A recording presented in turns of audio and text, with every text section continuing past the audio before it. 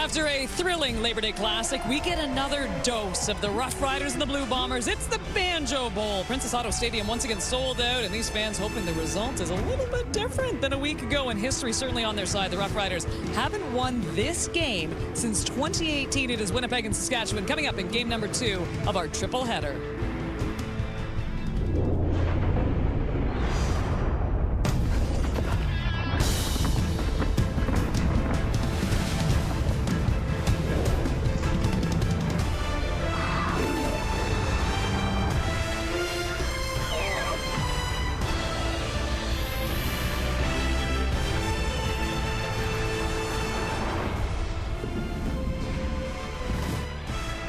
The Roughriders' fearless leader, one and only Trevor Harris, coming off an okay game. He was 17 of 27, 219, 1 TD, but certainly enough to push his team to 9-2 on the season. And now Trevor and company looking to do something that hasn't been done in 7 years and come up victorious in this Banjo Bowl.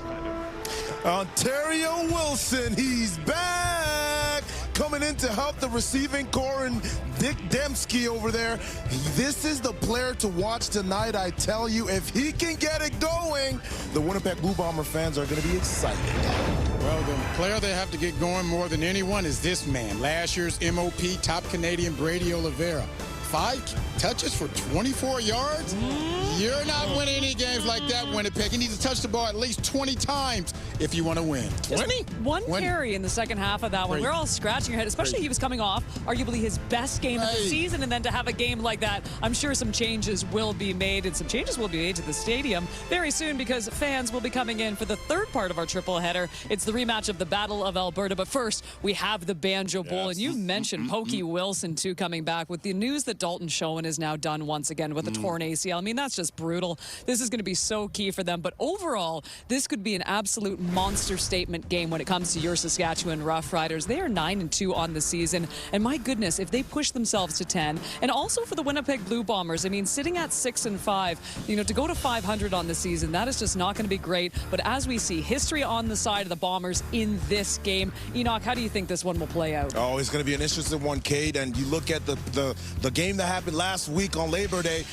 Zach Collaros didn't have a terrible game. Yes, he threw an interception late in the game, but it wasn't a terrible game. What I'm looking at is the defensive line by the Saskatchewan Roughriders. I mean, it was just tough on Zach Collaros. They made his night a living. It was miserable for him.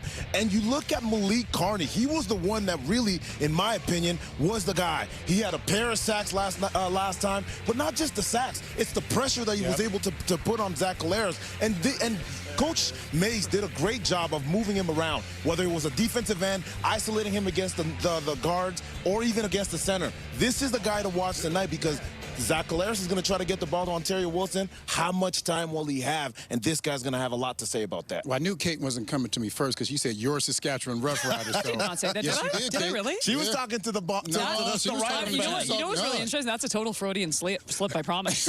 Trust me, I don't know that I do that. Because if you'd have came, I would have been like, not mine. Nothing. Well, you know what I will say? You're Winnipeg Blue Bombers. You know I'm always neutral. I'm always You're the most unneutral person when it comes to the Bombers. I love everyone. In blue and gold.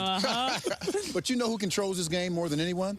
Who's A.J. Ouellette. I agree. A.J. Ouellette. In their victories, he's had average 81 yards, and their losses, 37 yards. So just get him the ball. Because once they get him the ball, that's going to do two things. It's going to get the momentum going for there. It's going to get that crowd out of the game. Just like in Saskatchewan, if you can get the crowd out of the game, you have a great time to win. In Winnipeg, it's the same thing. With this crowd, another sellout, they're trying to get in this game. You get Brady Oliveira the ball, you slow down the game, you keep Zach and that offense off the field, you'll win this game. So if the Winnipeg Blue Bombers cannot stop AJ, they will not win this game. Guaranteed. Whoa. I do wonder what kind of adjustments they're going to make. He had 89 on the ground in their last game, too. I mean, and you got to think, we talk about all these games and these rivalries and the beauty of playing teams back-to-back. I mean, we just heard from a lot of the people at the Elks and the Stamps what adjustments they'll be making. You think they're going to slow down AJ today? They're going to try to, but I don't care how many adjustments you make. If I'm just smacking you in the face, if you can't stop me, there's nothing you can do. Sometimes you can know what the opposing team is doing, but if they're just better than you, there's nothing you can do. So they'll try, and we'll see what happens. All right, you guys have sold me on this one. It is Milton Steagle's Winnipeg Blue Bombers. It is Enoch Mwamba's Saskatchewan Roughriders going head-to-head. Hey, look, I'm just throwing myself under the bus here. So, Zach Collaros looking for another monster performance. Kickoff from Princess Autos next. Go Riders! I love everyone.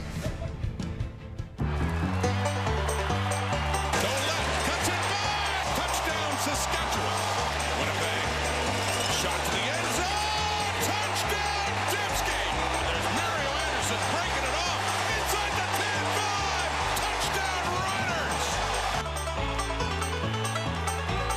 Welcome to the Banjo Bowl, everyone. The Banjo Bowl begins.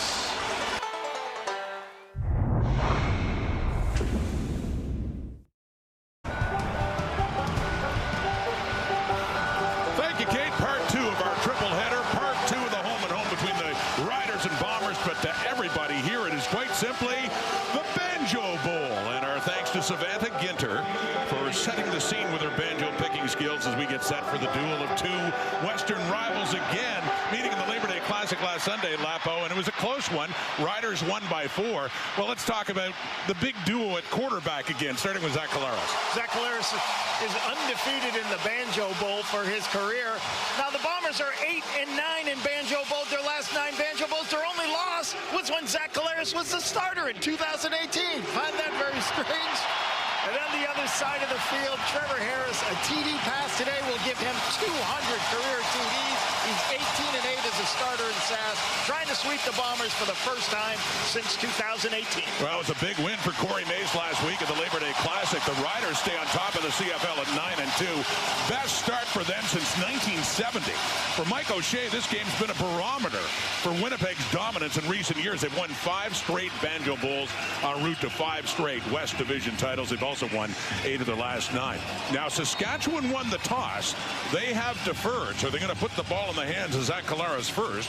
Trey Vavel and Michael Chris Ike are back to receive it. 2025 Banjo Bowl underway off the foot of Brett Lother, and comes down for Vavel at the 20. And gets just up across the 32 for Zach Collaros. As Lapo mentioned, last time Saskatchewan won here, he was the Riders quarterback. He's won 5 of these in a row. Yeah, and one of the best things that Zach did last week, he just stayed in that football game. They overcame some hits, had a couple of shots downfield late in the game, was able to hit some deep plays. They've got to get going. They got to protect the quarterback better for them to have any success tonight. 5 sacks given up last week. Last Sunday, they opened up a 10-point lead before the Riders came back. Riders led by 14 in the 4th quarter before the Bombers came back. Nearly tied it at the end. Brady Oliveira running on the first play. He had only 5 carries for 24 yards, his least productive game last week in Regina. Watching this at the point of attack. This is going to be a little tight zone play. You're going to get a little push and then work to this level and then work up. Good start of this. Let's make sure we get him involved early. And you can see Micah Vanderpool getting a little bit of a push on the nose guard to create that lane. Give Brady a good run to start the game. Yeah, he wants the ball more. He made that clear. They got a first down on that carry. Going right back to number 20, Brady Oliveira, as he pulls his way up to about the 52-53 as we take a look at that Winnipeg offense.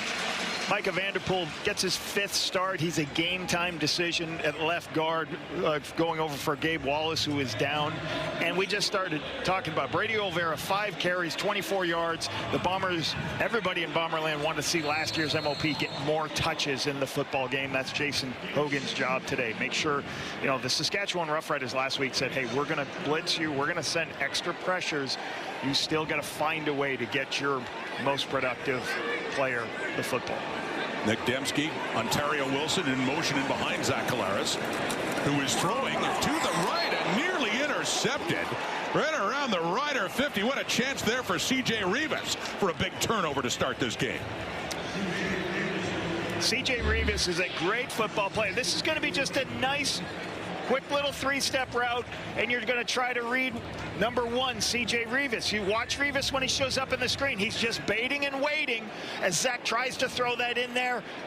Almost makes the play an interception. That's one thing Zach talked about, that these guys cover ground so well in the defensive backfield. Their secondary is so good playing in so much zone coverage.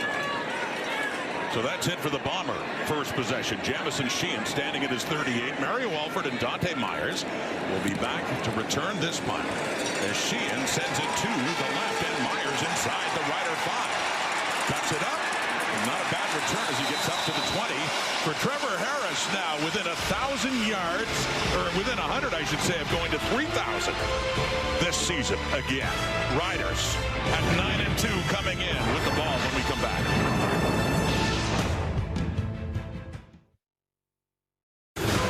Trevor Harris in his 13th season and climbing the ladder, not only in yardage, Lapo, but just needs one touchdown pass to reach the 200 club. Amazing number to go to 200 touchdowns. And the thing I love about watching him this season is how well he's thrown the deep ball.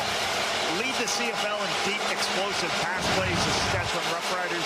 He's been able to keep this team on the field, but he loves taking the deep shots downfield. Threw for only 219 yards and one touchdown last week in their Labor Day Classic victory because they ran so well with the likes of A.J. Ouellette, but a short carry there. Ouellette with 89 yards rushing and a touchdown last week. And for the season, with the biggest thing, 19 touchdowns, 7 interceptions. And you always talk about Trevor Harris. The hardest part of going against him if you're a team is you know that he's going to create first downs because he makes great decisions with the football. And he's always going to make sure you're in good situations. Last week, they only had 4 second and 7+ situations. So easy to convert when you're in great manageable field position. And the main thing, an 8-2 record as a starter this year. Second and long, throwing to the left. It is caught. Coming back to the football is Joe Robustelli. Needed to get up to the 30 for a first down. He is shy. We got a third down coming up here for the Riders. Robustelli getting that nice. So you're going to have a curl and then an 8-yard in-raking route. And what you try to do is you read the underneath coverage. If the guy expands too much, you cut right underneath it and try to get the throw. Too low of a zone player doesn't give him the opportunity for the first down. Babel back for the return. It is Joe Couch, the Rider punter, standing inside his 15. A 2-and-out for Saskatchewan's offense in their opening possession. Setting this one and pushing Babel back inside the Bomber 25. Lost the football and just narrowly recovers that with some heat coming in. And so it is Bomber football. And there he is, Pokey Wilson. He tried out with the New York Jets, recently let go, and back to the Blue Bombers, where he was one of their top receivers, their top rookie in 24. You think about it, you lose Dalton Schoen, and all of a sudden Pokey Wilson is able to come in. Really enjoyed him, watching him last year. Early in the season, if you remember, Rod, he had a 13-catch game against the Calgary Stampeders, 201 yards and a TD. Explosive, high points of football, can see, really sees zone and man, and able to know the difference of where he's going to sit in zone plays. Claris rolling right, short pass Nick Dexkey, and he is caught in behind by Roland Milligan and pushed out of bounds for a loss and a second and long coming up against that Saskatchewan defense. Malik Scoop Carney was a force last week, tied with 6 sacks, first on the team, had 2 last week. They moved him around defensively. You'll see him in different spots today. Hey, I'm telling you, watch this guy every play. He is the disruptor on defense. C.J. Rivas, he doesn't get enough credit for what he does. And Tavon Campbell, we don't use this term often, Rod. Pick 2, crucial point last week, sealed the win. Had a great talk with him about his career and how much he enjoys playing in Saskatchewan. A loss of 2 on that completion to Dembski. So down to the second and long, it is caught as the Bombers say welcome back Pokey Wilson with his first catch in 2025 and a first down for Winnipeg. Wilson on a deep out-breaking route. Watch him put his foot in the ground, how quickly early. He speed cuts, gets to the sideline. Campbell's in a position where he's too high. Breaks it off. Zach gets a great read on the corner, running underneath. Just throws it out, lets him run underneath the ball. He had 71 catches for over 1,000 yards and 3 touchdowns last season. Their leading receiver in their Grey Cup loss to the Argos last year, he had 5 for 99. 1st and 10 up at their 44. Back to Brady Oliveira. And his 3rd carry of this young game, and doesn't get much there. They have him stuffed up after a couple of yards. 2nd and long again for Winnipeg. Yeah, you can see, you know, as they keep trying to establish Brady Oliveira this game, you can see it's happening a little bit more early in this game. Very hard with how many players. You know, you got Saskatchewan, the best defense in the CFL against the run. They got a lot of players at the line of scrimmage. That's why you keep seeing the Winnipeg Blue Bombers, a lot of receivers close to the line of scrimmage. They're trying to block and help block C.J. Revis, and some of these athletic linebackers are close to the ball. You could really see the Riders last week wanting to make sure Oliveira wasn't a big part of that offense. And defense rules here for Saskatchewan. Again, they had 5 sacks of Collaros last week. Malik Carney had 2 of them. He is coming in along with Shane Ray.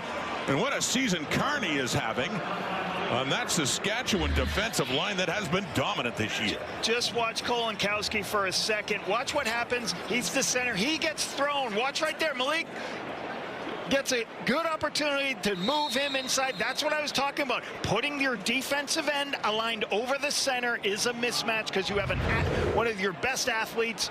Very good move by them, and then the rest of the cavalry comes in to get the sack. Really good scheme by the defensive staff of the Riders. Carney with the 7th sack, leading the way of the team that leads the CFL in quarterback sacks. So they have to punt again. Rider football. Dante Myers pushed out of bounds in a short return. Ethan Ball is there. Malik Carney. Big day in the Labor Day Classic. Starting it well here as well. Down goes Collaros. Scoreless tie in the Banjo Bowl in Winnipeg.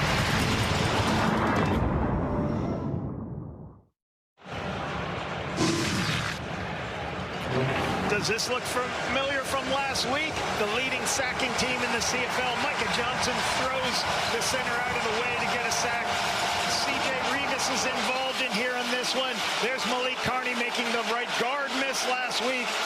And a little bit of twist. Quarterback has nowhere to go. One of the best things, Ali Sad gets that one. They do a great job of pressuring every play. 1st down now, and it's back to A.J. Ouellette. And a good carry for him as he gets it up to the 35, about a yard shy of a 1st down. Have a look at that Rider offense, Lapo.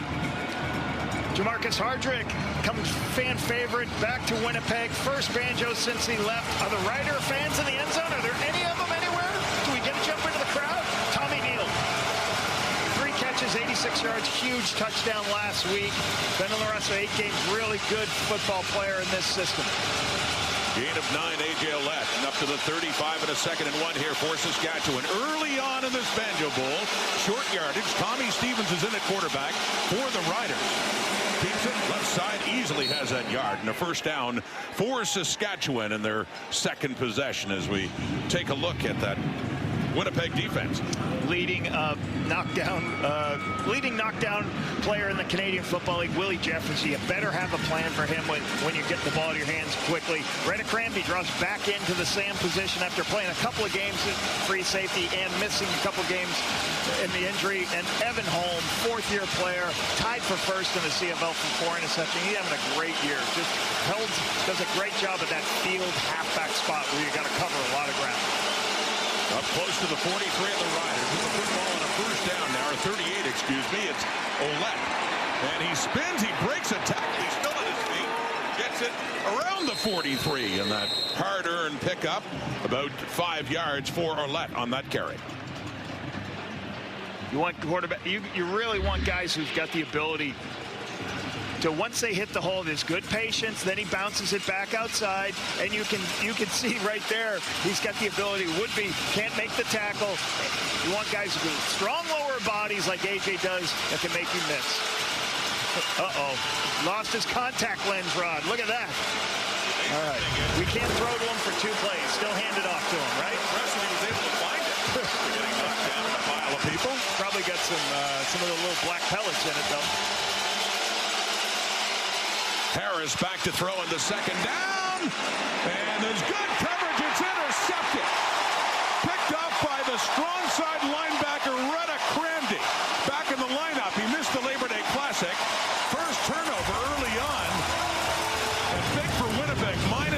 turnover ratio this season so far. They have the football. Thanks to Cramdy at their 35.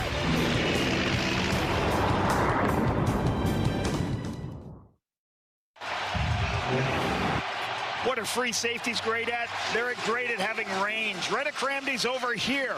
And then he recognizes, as Trevor starts to look to the left of the field, he notices, hey, his eyes are going to the left. I'm going to get off my hash mark. If you can see him sitting right on that hash, you can watch him running all the way across the field and gets in a position to make the play over the top of Robustelli.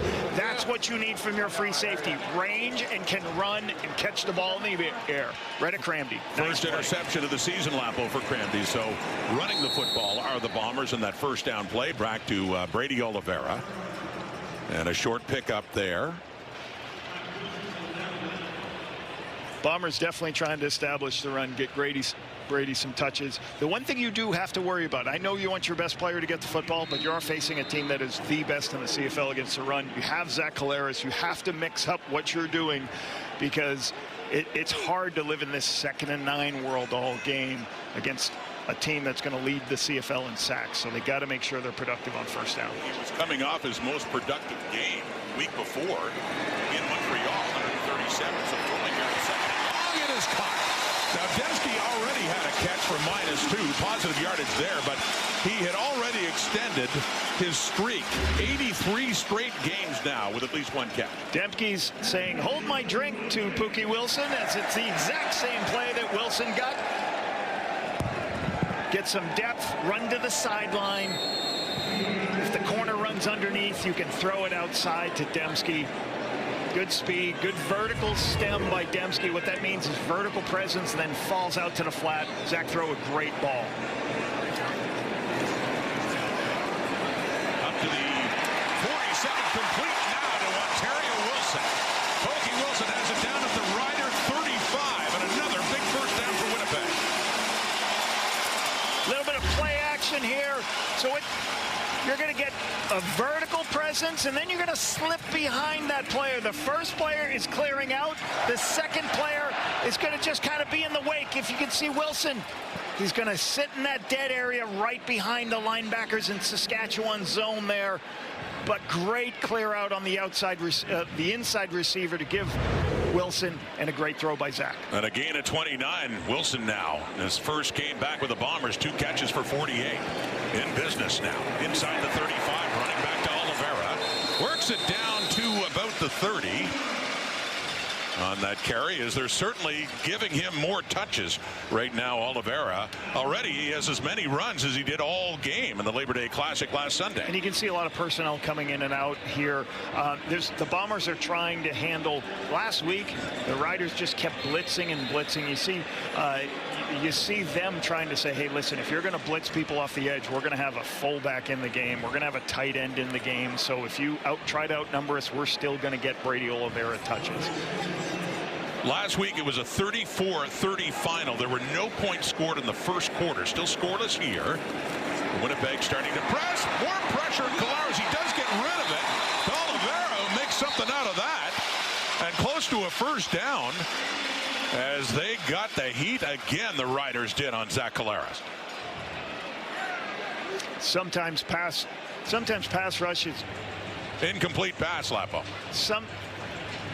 Sometimes it's all about just denting the pocket. If you watch Micah right here, Micah Johnson, you put him in one-on-one, so the center snaps the ball, he spins, and now there's the pressure Zach feels. Quarterbacks want a pocket to throw from. The guards in the center are responsible for the depth. They got to hold the depth so he can take that drop and throw the football. And you see it did hit the turf just as Oliveira was catching it. No catch, so field goal try for Sergio Castillo from the 39 out.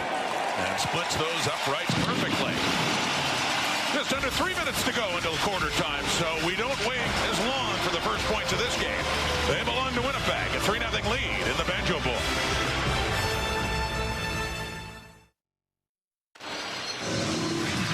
Last week's Labor Day Classic came down to this at the end of the game. Winnipeg trying to tie it in a 2-point try after a touchdown. Intercepted by Tavon Campbell, who ends up with the pick 2 to seal the deal. Back in Saskatchewan. Let's head to Britt Dort. Yeah, and Rod, he told me he's actually actually still upset it doesn't count as a pick six, but he'll take the pick two. He is really enjoying his time back in the CFL. He has spent the last 6 seasons down south in the NFL. Now, one of the reasons for his return to this league, Corey Mace, who he actually knows from his first stint in the CFL. He was drafted by Calgary.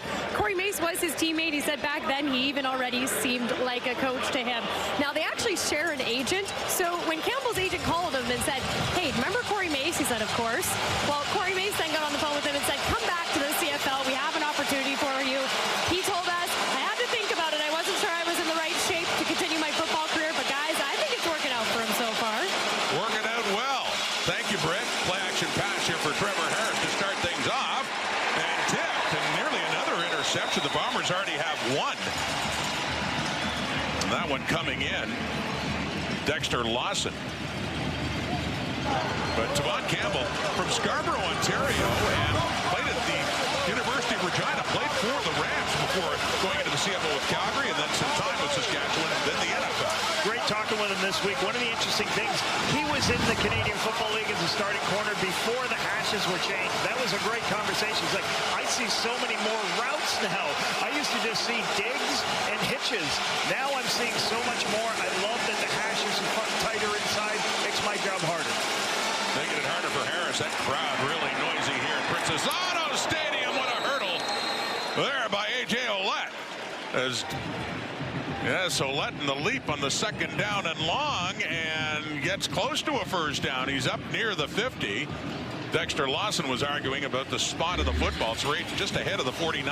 Great understanding of where you are in the field. Great leaping ability. Puts you in that 3rd-and-1 situation so you can continue with the quarterback wedge. Watch this. We got to get a hurdle team in the CFL. We've got so many hurdlers this year. Yeah. We've had a bunch. Low. I was going to say, we got before the end of the year, I still am going to lobby for that hurdle reel. You were a hurdler back in the day. The credit card hurdler. That's as high as I could get. Tommy Stevens on the carry. You know, Tavon Campbell, go back to tell one more story about Tavon Campbell. You know, I asked him what was different. What did you learn from the NFL? And he talked really about the process of things. It's like, I just played with my speed, my athletic ability. I really had to learn, you know, situational football. What's happening? What's the offense trying to do on this particular down and distance? What have I seen on film? It was really interesting to hear how he's grown as a player, and that's what he's trying to bring to this Riders secondary now. As Campbell looks on, his teammate A.J. Ouellette got them close. Tommy Stevens got the first down. They're at their own 52. They're down by 3 after that Sergio Castillo field goal. Late, final minute, first quarter. The fake to Ouellette. The time for Harris knocked away at the line of scrimmage, and a flag comes out. And celebrating in the Banjo Bowl, the guy who has the most knockdowns in the CFL all time in this season, Willie Jefferson, getting those paws up again on Trevor Harris. Knockdown central. Illegal balk, hands to the face, defense, 10-yard penalty, first down. As announced by referee Tom Valesi against the defense, hands to the face, and so that knockdown's all for naught. Ends up being a big penalty going the Riders' way down to the Winnipeg 48. Yeah, what you can't do when you're rushing the passer, you don't have the ability.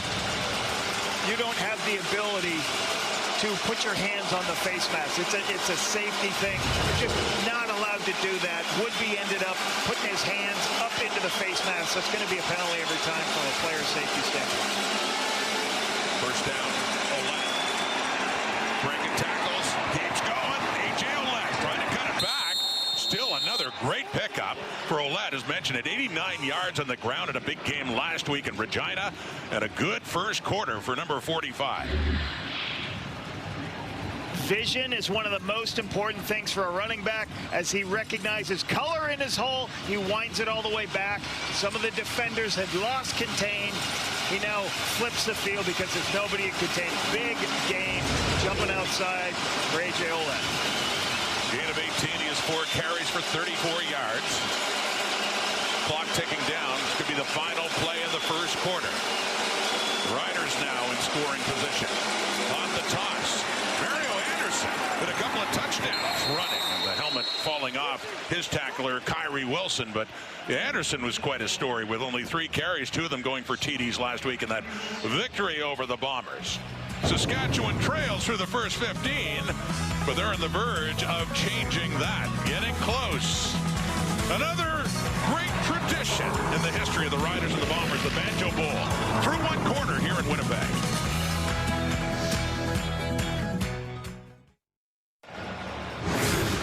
The second straight week, it's a low-scoring start between the Riders and the Bombers through a quarter of the Banjo Bowl and a 3-0 Winnipeg league. And those numbers pretty close as you might expect the way these teams have been. Here's one of the reasons Saskatchewan Roughriders is so dangerous as a football team. They only got 16 yards passing right now, but they got over 45 yards rushing. They do a good job running the football, second in the Canadian Football League. So this is a team that, hey, if they're going to take away the pass game, we've got the ability to run the football. One of the big differences, certainly on offense, Lapo, last week is Saskatchewan's ability to run the football, and Winnipeg really choosing not to. Only 5 carries for Brady Oliveira. A.J. Ouellette had a busier Labor Day Classic and a good start in this one. Oliveira's had 5 carries already as Winnipeg is trying to change things, get that running game going. But it's Rider football. Down 3 to start the second quarter and down to the Winnipeg 25-yard line for Trevor Harris as the crowd here at Princess Auto Stadium gets louder. Harris to the right, open, caught. Keyshawn Johnson, first catch of this game, and a first down for Saskatchewan inside the 15. I always call this is the Canadian Football League's favorite route. You're going to run that guy on an under, and if that guy chases, then you're going to throw this throw on the sideline. You go ahead and run it now. Watch, vertical presence, snap out. Once the corner steps inside, you can get the throw on the outside. Beautiful throw to Keyshawn Johnson. Last week at 5 catches for 45 yards. He leads the Riders in yardage coming in at 839. Add that total to it as well at a first and 10. Harris again, handing off. Mario Anderson, another carry for him. His second of this ball game, as mentioned, he only had 3 carries last week in relief of A.J. Ouellette, and 2 of them went for touchdowns. Great flexibility to be able to have a second running back on the roster. Have a guy who, an American running back on the roster, should say. He looked different, Rob. When he had a couple of carries, he just looked quicker and faster. It's one of those guys like, I'm not getting a lot of carries. You give me a carry, I'm going to get extra yards. I'll give you all the effort I got. And Ouellette brings the thunder. We know that. He brought a bit of lightning, too. After contact, Anderson, good run for touchdown. You see Ouellette back in there beside Trevor Harris now. Off to the left, caught. Oh, and dropped to Joe. Joe had it. Is that a fumble? Kyrie Wilson recovers it. Looked like a catch by a Joe. Ball came out, and Wilson hopped on it. And already a turnover for the Bombers in this game. On the pick by Cramdy, do they have another one committed by Saskatchewan there? Let's go! Winnipeg football. The fumble by a Joe. You always talk to your defensive players. When the ball is on the ground, you go recover it. It doesn't matter because you never know what's going to happen. That's a completion. Steps are taken, so now it turns into a fumble. You're not sure of it. Always go recover the football immediately. So you're always coaching. Every time in practice, ball bounces on the ground, whether it's incomplete or not, you go chase the ball and bring it down. Well, the Bomber offense is on the field, but this is under review. Was that a catch and a fumble, or was it an incomplete pass? After review by the replay center, the pass is incomplete. Okay. Be third down. So not another turnover committed by the Riders, and the faithful here in Winnipeg didn't like that. Yep. So in slow motion, when you slow that down, obviously he didn't have, I guess they're saying he did not have control and did not take enough steps to be controlled. Let's watch it in regular speed and see what it looks like. So Trevor takes the underneath throw right here. Yeah, it didn't look like when you watch it regular speed, it didn't have control long enough to make that a completion. Huge save for the Riders. So instead of a turnover, Saskatchewan ball, and they'll get a chance to put some points on the board. Brett Lawther, who was 1 for 1 in field goals, had a missed extra point last week in the Labor Day Classic. We'll see Joe Couch put this one down at the Winnipeg 20 and a chance to tie this ball game. From the right hash, for the veteran Lawler.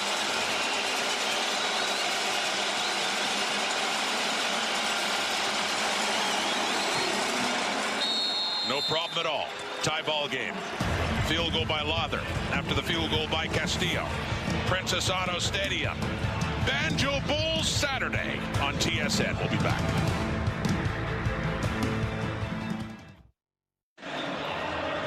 There is Murray Clark, the side judge for today's game. Congratulations to him. This is game number 600 in the CFL. Lapo, he started officiating games in 1992. Top 3 all-time. He's worked 10 Grey Cups. What a career, and it's still going. Yeah, great career for Murray. Congratulations on 600. I apologize for screaming and hollering at you from 2010, 2012 when you were a referee, but congratulations. Great career. Still blistering from those rebukes from Lapo back in days as head coach here in Winnipeg. From the 40, 3-3 tie, Winnipeg football. Brady Oliveira putting that head down and pushing his way through. A lot of grit, as we've seen from number 20, a lot to pick up 5 and set up a second down. Kolinkowski, center, does a really good job creating a little bit of space for Brady. Good patience by Brady, bounces it outside, getting forward, trying to get yourself in good situations. This is what they weren't in last week. They didn't have a lot of second and shorts. They were in second and extra all game. This puts them in manageable positions. 6 carries, 32 yards now. He's exceeded what he did last week in the Labor Day Classic, and he's getting more here. And this is my point right here. This big run right here, this run doesn't happen last week. Why? Because they never had 2nd and 3. So if you want your tailback to touch the football, you got to be productive as an offense on 1st down. You can see this is just a nice, easy downhill run, and can go fall forward for 3 yards. That's what they got to continue to do, because if you don't get a lot of football plays, your tailback's not happy, your receivers aren't happy, nobody's happy. So they got to keep staying on the field, get manageable situations. Well, you know he's happier for sure. Back-to-back running plays and a 1st down to the Bomber 50 in a 3-3 tie, 2nd quarter of the Banjo Bowl. Clara's throwing deep over the middle, and it's caught. Dembski again, he had a touchdown last week in the Labor Day Classic, and he has been money for Caleros. Is again there. 1st down inside the 40, down around the 37.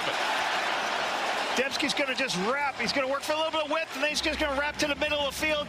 Catches it right over the top of Jameer Thurman. Zach places this as a great throw. He knows he's got to get it over the top of the linebacker. Trusts his great receiver to go up and make the catch. As mentioned, 83 straight games with at least a catch. Last week, 7 for 89 and a touchdown. Came in over 6,700 yards. Or 674 yards, excuse me. Look at what he did last week in the Labor Day Classic. Last week, this seam pass down the middle of the field for an explosive pass play. A little bit of shovel pass action. He's so good with the ball in his hand. Get him other opportunities.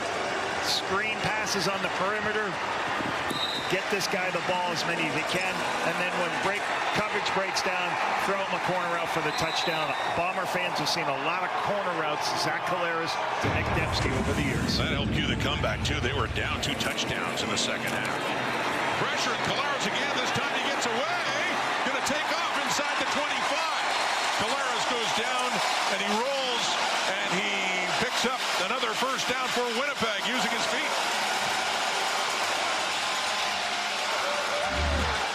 You're going to get pressure on the inside. You got a lot of guys at the line of scrimmage.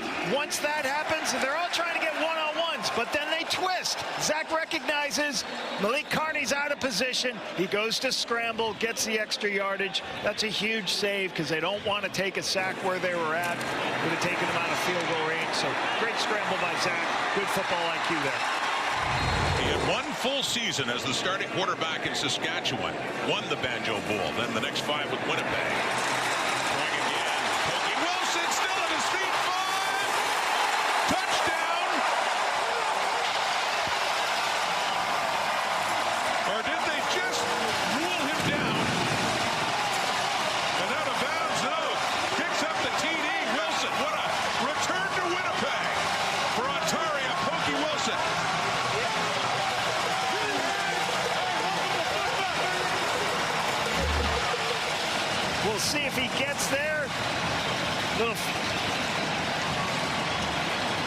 It appears he crossed. That's what it looks like. It looks like he crossed the plane. All he has to do is either touch the pylon or get the ball past the pylon with his foot being in bounds. That looks like a touchdown. It is indeed. 6 points, made 7 by Castillo. On that connection, the Bombers welcome back Pokey Wilson. And that pays off with his 4th CFL touchdown. Had 3 a year ago. What a return for number 80 Winnipeg. Bombers lead in the Banjo Bowl.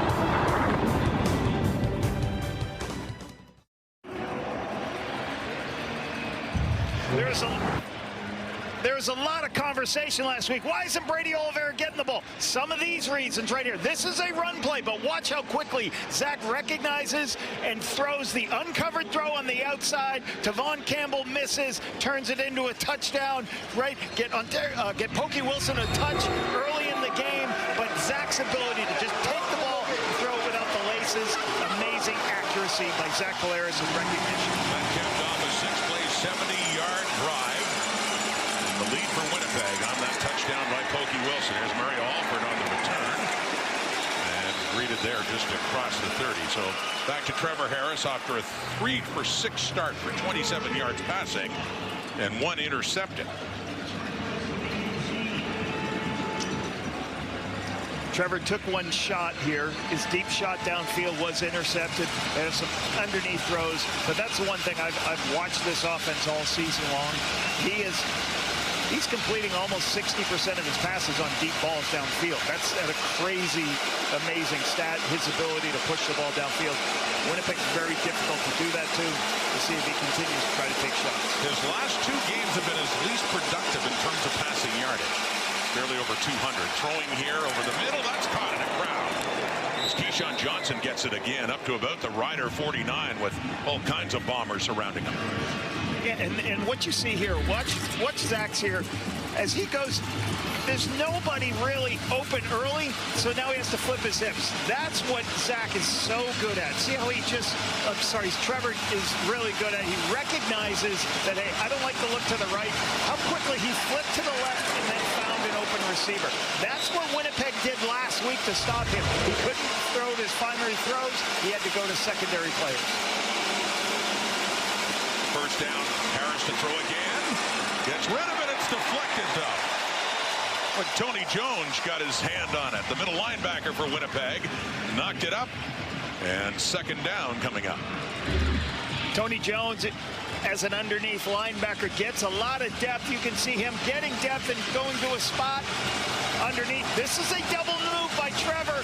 It's covered, and then he tries to go to the dig underneath. Tony Jones is right there underneath where he needs to be in the zone coverage. But Trevor trying to get that check down after trying to get another shot downfield. Sellout crowd at Princess Auto Stadium. Could really generate some noise here in the 2nd down and 10 for Harris. And a 3-man rush and a deep look. It goes off. Tommy Neal. Good coverage there by Winnipeg and Dietrich Nichols. As Harris and Neal, they try to hook up for another big one like they had last week. There was a 69-yard touchdown. That one incomplete. Very difficult to make some of these throws. Cam Allen's going to be here. If you watch, he's going to be inside of Tommy Neal. So now he's inside. You have a player inside, and you have a player over. And it's just so far away from Dietrich Nichols. Your halfback's got the ability to close and go make the play. Great play by Dietrich Nichols. Joe Couch to punt. Standing at the Rider 35. Trey Babel, the sole returner for Winnipeg, down inside the Bomber 10. Winnipeg with that 10-3 second quarter lead. Getting the ball back with Babel taking 10 and 15. And a little burst there, but he gets tackled by Jaden Dahlke. Not the happiest of weeks for Brady Oliveira after the Labor Day Classic. Britt Dort's going to have more on Brady's story coming up. The Banjo Bowl on TSN.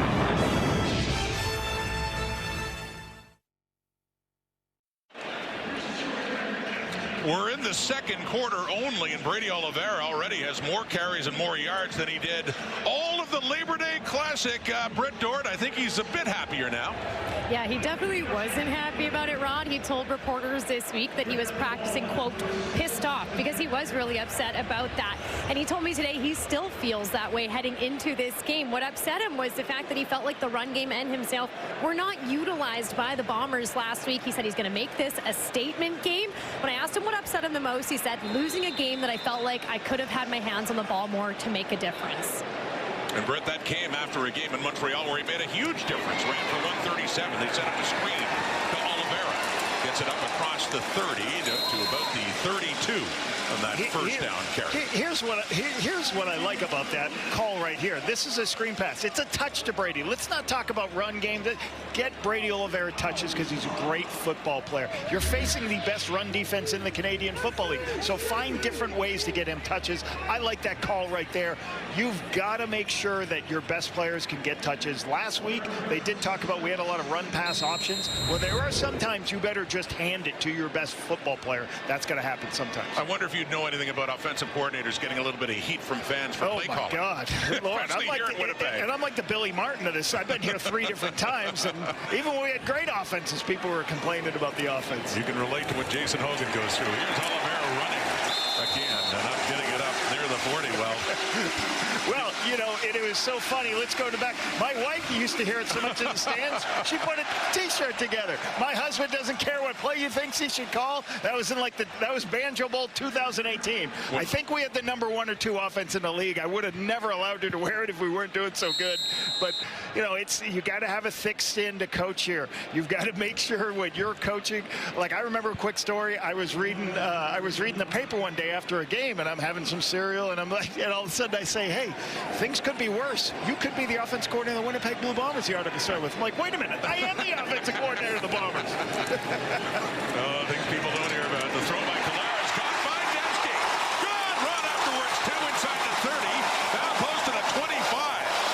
Another big play. Collaros to Dembski. First down, Winnipeg.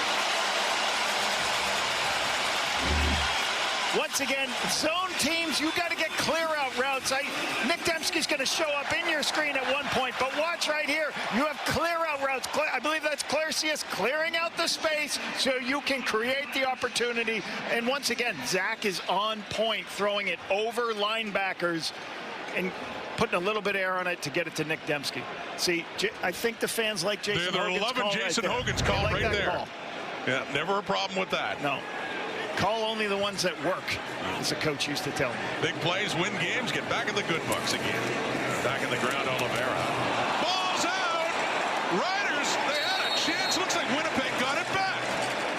As a couple of Riders had a shot at it, and it looks like it's Dembski. He's the one that recovered it after the fumble by Oliveira. Nearly a costly turnover, Winnipeg. A couple of receivers close to the box trying to help block. Great, they're around the ball. When the ball's on the ground, go recover, chase the ball. What an amazing football player.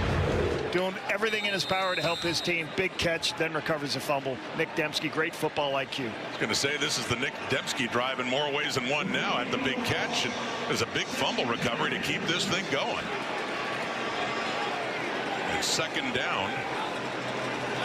And 10 at the 26. Pressure on Collaros again, and a flag comes out. He takes off again. Another running play for him as he gets tracked down, but is this a hold coming up against Winnipeg?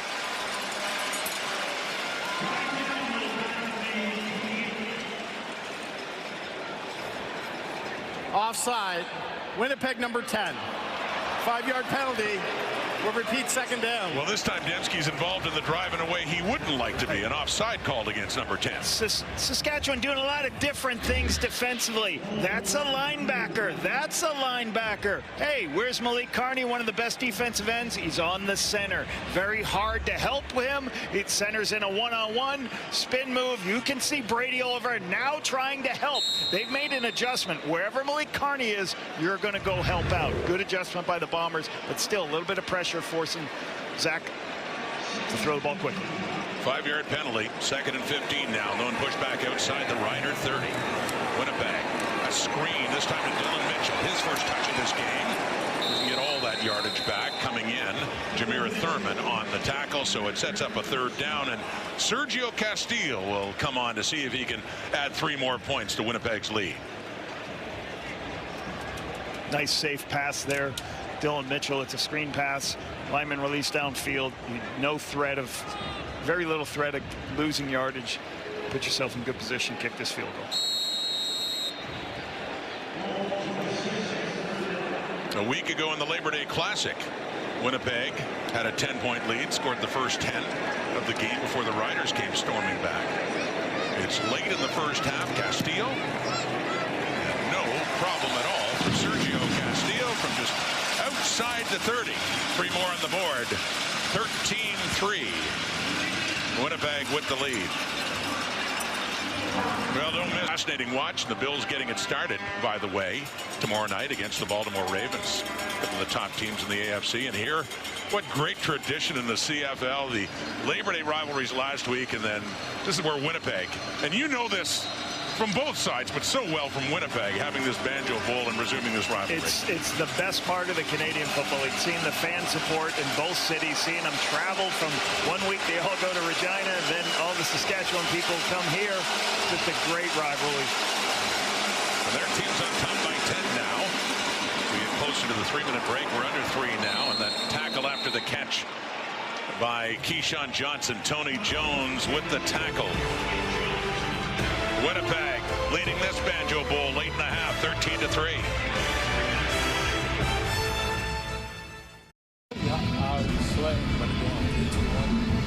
Well, fantastic news. I've replaced Milt Stiegel in Enoch Moa. Enoch, get out of here, man. Tom Rhymes, he proved himself on the panel.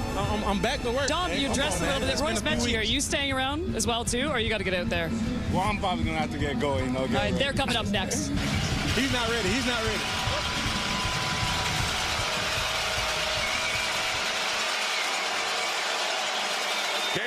Enoch and Milt in Edmonton in this triple header Saturday.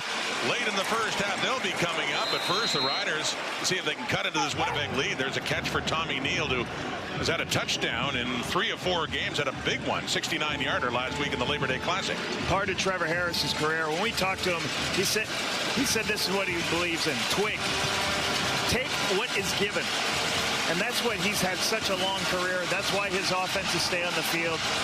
Got a bunch of routes going downfield. What's he do? He throws Tommy Neal the ball out on the sideline. Tommy catches it for a 4-yard gain, turns it up to a 6-yard gain. Take what is given, what he's been great at in his career. So on 2nd down now, here's Harris to throw again, to the right again. That time too far for Joe in his 2nd game back with the Riders after being let go by the Indianapolis Colts. And he did have a catch for a 2-point conversion, a big 2-pointer in that Rider victory in the Labor Day Classic last week. Fan favorite of Joe, and really enjoyed watching him progress last season, and it's great to have him back in the league. Bringing a lot of passion and energy to that Saskatchewan dressing room. Talk about returning players. Pokey Wilson, too, for Winnipeg, has the touchdown in this game. It's Joe Couch standing back to punt it from the Rider 45. Trey Babel is coming in this time. Takes it at about the 12. Babel. And hauled down by Kerfella Exime. Well, yes, Pokey Wilson, with all the injuries at receiver for the Bombers, what a great acquisition, getting Ontario Wilson back. Here's what Zach had to say about that. It's great to have him back. Great personality in the locker room, obviously. Super talented football player. There's a reason that he was down there, trying to latch on to a team. He does a lot of things well with the ball in his hands. Runs great routes. One of the best trackers of the football I've ever been around. A lot like, Kenny in that respect, a lot like Nick as well. Just kind of a different form of tracking the football. But yeah, just excited to have him back for sure. It's paid off, 2-3 catches, 72 yards and a touchdown. Little play action pass coming out here, and it's a deep shot. Kolaros for Dipsky, and brilliantly Roland Milligan got in at the last second to get his left hand on it and knock it away.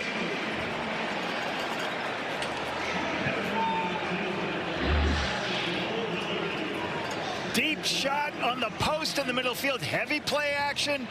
Really good. DeMarcus Fields comes off his receiver to make a play, get underneath it. But Roland Milligan using that long arm of his, getting in. And the best thing he did, his right hand did not get involved with Dembski. A lot of guys are going to grab him and hold him. Just puts the hand up. That would have probably been a touchdown if he doesn't make that play. Great play, Roland Milligan, using his speed and ability to run across the field to make the play. The CFL's Defensive Player of the Year last year. When he had 8 interceptions, he has 4 heading into this game. Running a draw here to Dembski on that second down play, and not enough for a first. He picks up about 5 yards, so got a third down coming up here for the Bombers. 2:06 to go until halftime. Draw play keeps the clock running so they can run a little bit more clock. Gives them the opportunity, gives the Bombers the opportunity to run as much clock as they can. They don't want to give the Riders an opportunity. They want to try to take as much time off the clock as they can so the Riders have less time to get a touchdown. But there should be enough time for them to go for that. Mario Alford back in the return with Dante Myers. Alford's second game back after missing 5 with a hip injury. Explosive returner, Jamison Sheehan. Back at the Bomber 17, late first half. 10-point Winnipeg lead here in the Banjo Bowl. Alford has it at the 35. Going nowhere. Taken down nicely on special teams by Jalen Smith, the rookie. There's Jamarcus Hardrick. First time back in Winnipeg as a member of the Saskatchewan Roughriders. He was injured a year ago, couldn't play in this game. Oh, he had some tremendous years with your Bombers back then. I loved coaching him. He brought energy every day. He had a smile on his face. His teammates loved him. He was physical, but he also played with great effort. He chased the ball. What that meant is after a run play, he would go down. He'd be the run downfield with the ball. He'd be the first guy to pick up the running back after a play. Great football play. Fans loved him, too, and the way he engaged with them during great years with Winnipeg. The right tackle staying in to protect there, and it gets knocked at the line for Robustelli. So, but the passion he brought, and then the Bombers admitted that he was very important that way as well. Remember this? The Hardrick hop. It wasn't a high hop, but they're holding their life to get him up there. The whole team started doing it. He would always do different things. We used to give a scouting report out on the day before a game, and we'd show the funny things that happened in the week, and Jamarcus every week would be on those sheets doing something crazy that the players love to watch. Oh, they loved him here in Winnipeg, and back. Strange feeling, emotional one for him too, I'm sure. With the Riders now, Dante Myers catches that one. Another good tackle in open space there. That's Dexter Lawson Jr. coming in. Now, my last Jamarcus point is I've been watching the sidelines in the end zones to see if there's any green jerseys. Not many. I don't know if there is a touchdown for the Riders. I don't know if there'll be. Think you do it again now? And what is enemy territory? I don't know how Bomber fans would feel about that. Not that end zone. He ain't going over there. I see like one green jersey in the whole end zone. He said it was last year with Winnipeg. Stanley Bryant had won that award so many times, top offensive lineman. And now we signed him from Saskatchewan. Like he took him some time to get in the league. Yeah, and took him some time to start learning to be a full-time starter. But when we brought him in, we became a very good offensive line for a number of years. And instead of Stanley a couple of years ago, Stanley was his mentor. Hardrick won top offensive line. Here's flag out on the return, picks up a block, and he goes down up across the 40. A flag a little further back as Caleres under a minute to go, and the Bomber offense coming back on. Kate and the panel in Edmonton for part 3 of the triple header. Milton Enoch there as well, having some fun at Commonwealth as they get set for the rematch. Illegal block. Winnipeg number 27. 10-yard penalty, first down. Goes against the Bombers, pushing the bag more, but the panel out on this triple header day and getting set for that one, but having some fun. And with us every step of the way here now. Their thoughts in this game coming up at halftime. And earlier in Montreal, the Alouettes at home lose to the Hamilton Tiger Cats. The Ticats won both games in that season series. So some highlights, talk about that. And a look ahead, too, after Calgary won on Labor Day Monday. Those two teams, as is tradition, will meet again coming up on this triple header. Bombers ball and Oliveira. Get another carry for him and a much more productive game compared to the one last Sunday in Regina. Getting a big run here. Now you get second and short. They probably try to, they're going to see where they are from a yardage standpoint. They should be able to, with 51 seconds left, they should be able to get in a position to kick the field goal. Well, they certainly have a kicker who can hit it from a long way out. Sergio Castillo has a 63-yarder this season. Calgary. Another carry, 12th for Brady Oliveira, and another first down for Winnipeg as they get closer to their 40. Yeah, they've run some time off the clock, so that allows them. Now they can go tempo a little bit, try to see if they can get field goal range. Four-man rush, and it's off for Oliveira, and he can't hang on that time, so very quickly a second down and 10. 38 seconds to go until halftime. Left a little bit too early.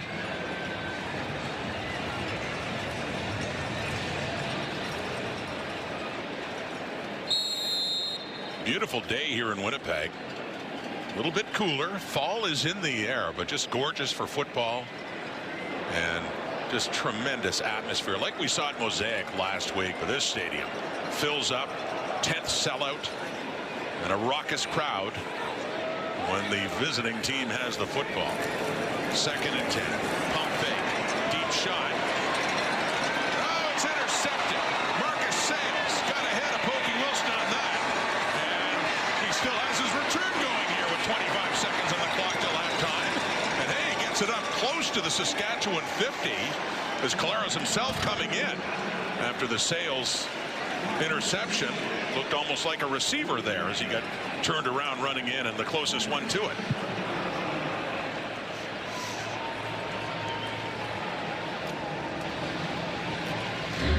A double move play. What's going to happen? You're going to have a player here. They're trying to move this player, but who they didn't see, Marcus Sales. That's what you want in a veteran defensive back. Watch, he's watching Zach. He's not going to cover the short one. He's going to go play and cover his teammate when his teammate jumped the underneath play. Great play by Marcus Sales, recognizing the pattern concept. The Saskatchewan 49. Harris, still time. That's caught. Gets him much closer. Down to the 25, so they have a shot at adding some points before halftime. One of the weaknesses of this defense sometimes is the middle of the field. He's going to break. Tommy Needle will break right to the middle of the field, and you see as everybody expanding, looking inside, there's that space right in the dead middle. Trevor recognizing Needle, he hits it. Here we go, Harris. Off the hands, nearly intercepted. Retta Cramdy coming in looking for another pick, but no, incomplete, but it got deflected by the Bombers, and they had a shot at snuffing out that drive as they're in scoring position. Little tip drill going on, trying to make a play. Cramdy trying to get in there to make it. A little bit high. First tip, practices, Kyrese Wilson, big fail right there. Retta Cramdy just missed it, just a little bit. So a couple of shots by Winnipeg. Wilson had in his hands after it was deflected by a Rider receiver. Brett Lother 1 for 1. This one a 35-yard attempt put down by Joe Couch. Just inside the left hash. Down and kicked and through. And that works out for the Riders. Looked like they wouldn't have a shot at any more points, but they do. And a big play to Neal. And for Corey Mace, they get within a touchdown at halftime, 13-6. One of the top players in this game so far has got to be this guy, Nick Dembski. A little bit underneath crossing routes, getting opportunities for the football. Deep shot downfield. Obviously, this is a guy that Zach Collaros is going to find as many opportunities downfield. Let's go to Britt. He's talking with Nick Dembski. All right, Nick, well, 80 yards for yourself in that first half. You have the lead. What have you liked from you and your offense so far? Yeah, we've been moving the ball good. We put some points on the board, but we've also left some out here. So, still got to do better. Win the half, though, win this game. So just go back to the drawing board. Well, you can feel Saskatchewan making a push late there in the second. Your fans are helping you out here today. What's going to be important for you guys to keep making it tough on them? Yeah, I mean, the fans obviously help a bunch, being loud and all that. But, yeah, we just got to play our brand of football. Stay on the field as offense, defense, get them out, special teams, just stay stout and play our game. Thanks so much, Nick. Thank you. All right, Kate, we'll send it off to you in beautiful Edmonton. Britt, I can't even tell you how beautiful it is. Actually, the sun is coming in so hot right now that Enoch and I had to put on our shades. Milt, though, too cool. He doesn't need shades. He's just cool all the time. Back alongside Enoch Mwamba and Milt Stiegel. And a very interesting first half between the Winnipeg Blue Bombers and the Saskatchewan Roughriders. I think we all expected Winnipeg to come out with a little bit of oomph, a little bit more power in this one, considering what happened in the Labor Day Classic. But for Ontario Wilson, we said before this game that he would need to make a big impact for this team. Look, with Dalton Schoen gone, they need guys down the field. Nick Dembski had a really nice first half with those 80 yards as well. But Ontario, he had a phenomenal first half with 72 yards, and no surprise, Zach went right back to him. Without a doubt. And we expected the superstars on Winnipeg's offense to come out and have a great game. You talk about Dembski, Brady Oliveira came in big. Zach, he's okay, but this is a guy I'm sure that they're happy about than anyone else. You talked about it, Kate. Their number one guy, Dalton Schoen, will no longer be on the field this year, so they needed somebody to step back in. Not necessarily be a number one guy, but somebody who's going to step in and give him another weapon. And I'm surprised that he was able to step in right away. It is not an easy transition when you've been down in the NFL, try to make a team down there with the way the field is structured. There's only 11 guys. You're at a standstill the entire game. And the fact that he was able to come right back in and make an impact is truly impressive. We saw Mackay Pope do it again also last week. So good for Ontario making a big impact with this team because they need it if they want to have an opportunity to keep their playoff hopes alive. Yeah, absolutely. That offense needs to find a way to score some points. Yes, they put up some points already in the first half, but they got to continue to do that. And one of the guys, you talked about it at the top of the show, Milt, Brady Oliveira, Ontario Wilson, yes. And when you got Ontario Wilson playing the way that he is, then it also allows Nick Dembski to be Nick Dembski. But this man right here is the guy that you got to focus on if you're the Winnipeg Blue Bombers. The more he touches the ball, the better this team does. 12 carries in the first half. This is what you want to see for the Winnipeg Blue Bombers, and they have to commit and stay committed for the rest of the game as well. The more he touches the ball, it just brings a different complexity to the game, to their offense, and they look that much better. Well, and after just 10 touches in the Labor Day Classic, I mean, we knew that this was going to be, a different game for Brady O, and it certainly has been. Now, overall, I mean, the offensive weapons right now that Winnipeg has, they look so impressive in that first half. But once again, the Saskatchewan defense doing actually a nice job at times containing this game. Yeah, they're doing a good job. And the tough part about a good defense, and they had a great performance last week, now you got to duplicate it. Now you got to do it again. And it's tough to do that, but you have to do that. You have to step it up again. Malik Carney had a sack already in the first half. He's got to continue to put pressure on this team, and they got to take advantage of the small mistakes that Zach has made. We saw Sales to make the interception at the end of the half there. They got to take advantage. Right now, the offense isn't really working for them offensively speaking. It's got to come. The energy's got to come from the defense. They're playing good, but they have to play great if they want this team to do well. I'm looking for somebody on the Saskatchewan offense to step up. Yes. Is it going to be Trevor? Is it going to be AJ? Is it going to be one of those receivers? They have to come out there and make some plays. They're still in this game. Winnipeg, they forced some turnovers on defensively by Saskatchewan, but offensively, they haven't done much. And I said coming into this game, AJ is the key. In their victories, he's rushed for average 81 yards. In their losses, just 37. So you got to keep feeding him the ball. You got to force it to him, and that will open it up to allow Trevor to throw it down the field. But right now, offensively, they haven't done much, which is a surprise because we know how powerful, how explosive that offense can be. So it'll be interesting to see when they come out in the second half. Will they start off with the run? Will they start off with the pass? Whatever it may be, they got to find a way to make some plays. And it's interesting, as you mentioned about the running game. We talk about AJ, we talk about Brady. Both of these teams, they need their running game to be involved in this game. But oftentimes, as we know, the team that gets the lead, now you're the offensive coordinator that's not winning, you're tempted to not utilize the run game. Yep. How committed can you be to the running game is going to be the question. Well, and that's the thing. I mean, we don't expect these monster numbers some days from Trevor Harris. Yep. He's a great game manager overall, but when you're 8-16 in this one, they're going to need a little bit more from him in the second half. Keep running the ball. I think this is going to be a fantastic second half right now. We got 13-6. We'll talk the Battle of Alberta right up after this. 2025 Banjo Bowl underway. Zach is undefeated in the Banjo Bowl for his career. Good coverage, it's intercepted. Picked off by the strong side linebacker, Retta Crandy. What a hurdle by A.J. Olette. We got to get a hurdle team in the CFL. We got somebody hurdling. Picks up the TD. Wilson, what a return to Winnipeg.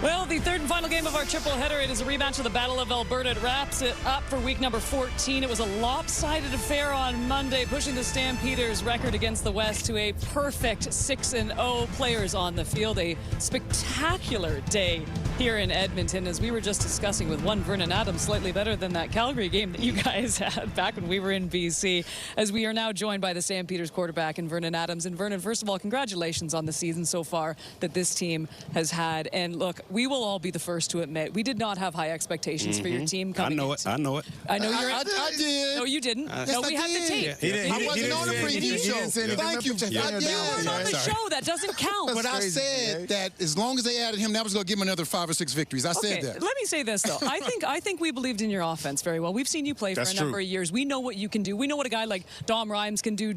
Mills, go down the list. It was the defensive side that we didn't know. You had some young guys, you had some veterans coming in, and we had never seen them together.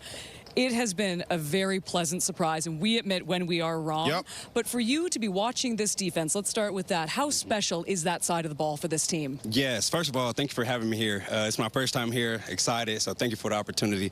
Second, what you just said, yeah, this defense, man, I know everyone out there, they didn't have big expectations for them, and they're just showing up, man, every day. You got the Hall of Famer, John Bowman, getting the D-line. Those guys going, Bob Slowick, Baron Miles, they're all getting them going, you know what I'm saying? As a whole staff, they're working hard, and these guys put in the effort every single week, man. They're picking me off in practice and stuff, and so it's making me better as well. So I'm just glad to have a defense like these guys. Yeah, you talk about the team that you have, and especially you coming in. We talk about how the expectations wasn't as high, but the weapons that you have around you, the plethora of weapons. Talk to me about how manageable and how you utilize them to manage the games that you're in. Yeah, absolutely. You know, Dave, Pat, Dakota, MH, Marcus Howell, these guys, they do a great job game playing as well. They get these guys in good situations, good matchups, and things like that. And my job as a quarterback is just go through my read, put the ball in a good spot. I tell them every time, hey, I'm going to put it in the area, y'all make me look good. And that's what they do. So, you know, that's all I got to keep doing, getting them the ball, let them do the rest. One of your players on your team said something to me that was very profound, and he's played on numerous teams. He said he's played with some great leaders, but he said you are by far the best leader he's played with. Two-part question, how does that make you feel? And let's toot your horn a little bit. What does that consist of? Yeah, it makes me feel good, man. It shows me that, you know, I'm doing the right things that I need to do to make sure my guys can believe in me and trust in me. And then at the same time, like, it's just being real. It's being who you are. You know, I can't fake and be a different quarterback who I'm not. I'm me, and I think that's what the guys love about me. I care about my guys. I love my guys, man. I'm taking my O-line out to eat. They know that. They protect me. We going out to eat. We went to Roof Chris last night, y'all. We was at Roof Chris. What? You bought them steaks? Yeah, you know what's going on. Yeah. So it was good. That's what you got to do when you're doing it. Now we're going to start calling you Big Pocket VA instead of Big Slim VA. Like that one? You know, for you personally, too, VA, and we've seen you play throughout the years, and your stint in Montreal, and you had, you know, a certain amount of success there, and then your start with the Lions, which was so incredible. But now to be here and with this organization that believes in you, that takes a chance on you, I mean, what does it mean for you to bring this team to its ultimate prize of the Grey Cup? It's just a journey, just enjoying the journey every single year, man. It's a new chapter in the book. I never thought I'd be here in Canada, and I'm on 5 different teams, and just like you said, Montreal was up and down. BC is where I really kind of took it to that next level. Shout out to Jordan McSimic on the other side tonight, but I'm just enjoying it. That's it. I'm just trying to win as many games as I can. These guys got great cups, you know what I'm saying? I need a great cup. That guy doesn't have a great cup. I'm sorry. He doesn't have a great cup. I'm sorry, but he one of the best in the world. Ever. He had to clean it up. And he always looking out for me and showing me love, so that's my guy, man. Shout out Milk. Great Cup champ. I just want to be like my guy, Enoch here, and do what I can to get one. And you know what? I hope you keep proving us wrong. I really do. And Yeah, I know we didn't believe in you at the beginning of the season, but my goodness, you have turned this, honestly, franchise into something very, very special. Yes, We absolutely love watching your football team. Congratulations, VA, and thanks so much for joining us on the panel. It's been great, man. Thanks for having me. By the way, too, great. He might not have won a Grey Cup, but you should see what Milt did with the cheerleaders here at VA. He's going to go all the way up here. Are you ready? Okay. A little wobbly. Get those hands up. Gosh, Milt, don't fall, Milt. Okay. Don't fall, Yeah, Milt. take care of him. Don't fall, Milt. He's not going to go all the way up, is he? Yeah. Baby. Keep that core tight, Oh, that's baby. strong. That's it. Keep that core tight, baby. There you go. There you go. Yeah. Oh, they missed the flip. I did the flip, didn't I? Oh, you lying. You lying to the Halftime of the Banjo Bowl in Winnipeg. The Bombers lead the Riders by 7, but a late field goal after an interception and a big play by Saskatchewan, cutting it down to 1 score. Here's Britt Dort now with Saskatchewan's leading receiver, Keyshawn Johnson. Keyshawn, what does this offense have to do to find the back of the end zone this half? We got to get our momentum. We got to get our run and pass game going, and lean on each other. How do you feel like this team has been evaluating the crowd noise here today? It's been good. We've been making our mistakes ourselves as a team, and we got to just put it all together, and we'll be fine. Thanks, Keyshawn. Thank you. Riders come into this game at 9-2, tops in the overall standings of the Canadian Football League, and they're going to get the ball to start the second half. But the Bombers, Lapo, certainly owned the day in the Banjo Bowl in recent history. They've won 5 straight. Yeah, and unfortunately, right before the half for the Bombers, the team that's their Achilles heel this season has been giveaways. They're 9th in the CFL with 30 of them. They get that one to give up a free 3 points for the Riders. They just got to make sure they protect the ball in this second half. Keep playing good defense up. Sergio Castillo to kick it off. The 6-5 Winnipeg Blue Bombers. A big one for them after the loss in the Labor Day Classic last week. Saskatchewan ball to start. Mario Alford on the return. Gets it up across the 30 before he's tackled there. Ethan Ball in on the tackle there for Winnipeg. Trevor Harris, 8-16 only. 96 yards passing and 1 interception. Trevor talked about this week of you never see man coverage. And then when we had our conversation with Zach, he says you never see man coverage. You got a couple guys going, hey, where's the man coverage? Because you see some of these throws that are being knocked down in the course of the game. It's because everybody's in zones. They have time to knock these footballs down. So they got to just take some underneath shots, start getting a long 12-play drive.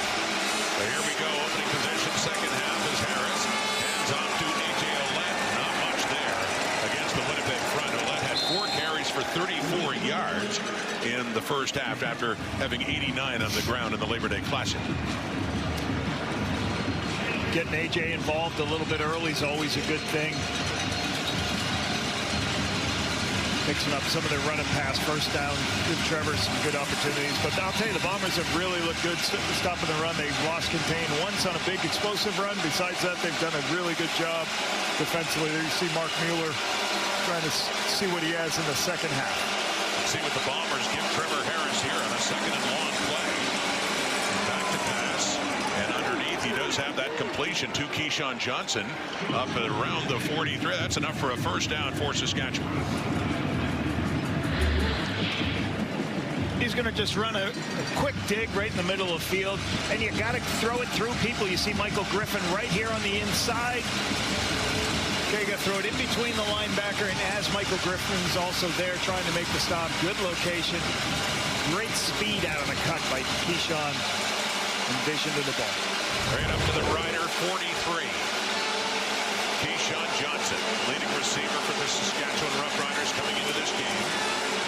Good protection, throwing again, and good coverage too. Coming over the top is Evan Holm and Joe Robustelli. Holm, one of the leading defenders for the Bombers in that play. Second down and 10 coming up. And I thought this is what Winnipeg did last week. It wasn't what Trevor's one of his best games last week because primary player is covered. I'm going to have to turn my hips, go find the secondary receiver in the progression. It's hard for quarterbacks. Easy when you can throw the primary receiver. Sometimes getting third and fourth is difficult. Crowd picks up. Princess Auto Stadium. And quickly getting rid of it to the right. And it's completed too. And lunging there for the first down mark. Not quite getting it is Johnson. To get it up to about the 53 of Saskatchewan. So we have a third down coming up here, Riders. Reason he's still playing in the league, Trevor Harris. Look at the location on this football. And he threw this early with anticipation. You didn't see Keyshawn coming out of the end of the route. He just threw it to a spot. It was a perfectly located football. Puts them in the position where they can keep this drive alive with a short yardage wedge. Short yardage, Tommy Stevens country.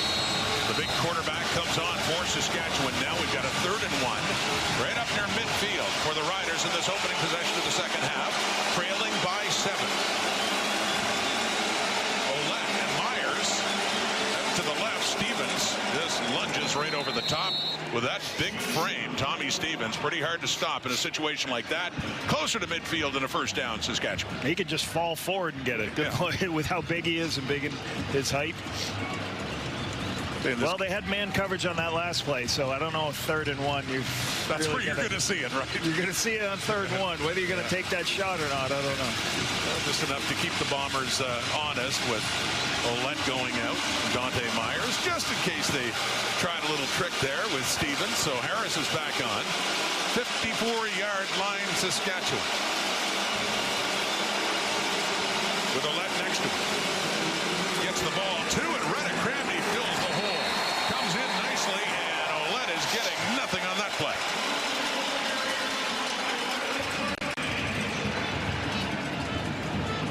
As you see, receivers come in to block. We always have multiple receivers adding into the to block. You can see right there a Joe trying to come in. Well, the guy covering a Joe is Reddick Cramney. So he's taught as soon as you see your receiver go block, you fill because it's going to be a run play. Reddick Cramney, great recognition that it's a run. Filling, making the tackle in the backfield. 2nd and 10, a yard shy of midfield for Harris and the Riders.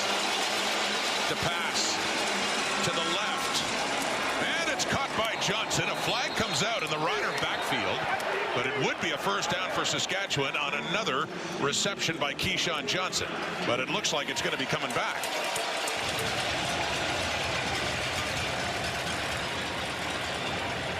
Illegal block, hands to the face. Saskatchewan number 62. 10-yard penalty. We will repeat, 2nd down. A flag to the left tackle, Peyton Collins, for legal hand to the face, and that negates the first down catch, and it pushes the Riders back to the 44. Left tackle, Peyton Collins. Take a look. Again, you can't. That's dangerous. You can't grab the face mask, lunge it back. So the giveth and taketh away. We've already had one of those on both sides of the side. Okay, you can see it right there from the left. That's dangerous. Keyshawn, nice catch on the side. Push back, 2nd and 20. Deeper ball to the right. It is caught, a Joe, and they'll confer, but no catch. A Joe caught the ball, but the feet were out of bounds, and it's a 3rd down and long. The Riders are going to have to punt it away. Great concentration by a Joe, just outside, out of bounds, right at the end. This is real important. You can see his concentration, finding it, the ball, high pointing it, try and get his feet in bounds. Just too far out of bounds to make that catch. So the penalty hurts, and that one is incomplete. And so Joe Couch is back in the Rider 30. The Bombers about to get the ball for the first time in the second half with that 7-point lead.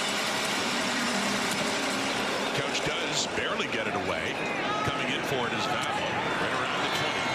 Trey Vavlo. Busy man he's been. Starting in the secondary the last several games and still looking after the punt returns. Princess Auto Stadium, Banjo Bowl Saturday.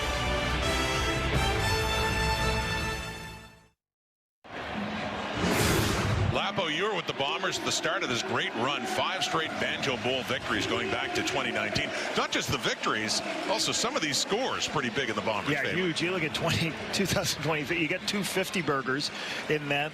The 2019 one, 35-10, we lost the week before. And it's just kind of crazy how just 1 week later, the fan base, your own stadium, how you can just turn it around over the course of a week. Great tradition at the Banjo Bowl. Bomber fans love that. There's Caleros, intercepted to Marcus Fields over the middle. A deep shot, and the return is still going for Fields. Down the sideline and out of bounds. Fields. Tremendous return after another pick thrown by Zach Caleros, who threw one in the final minute of the first half that led to a Rider field goal, and they're in field goal range again. Trying to get a shot in the middle of the field to Pokey Wilson.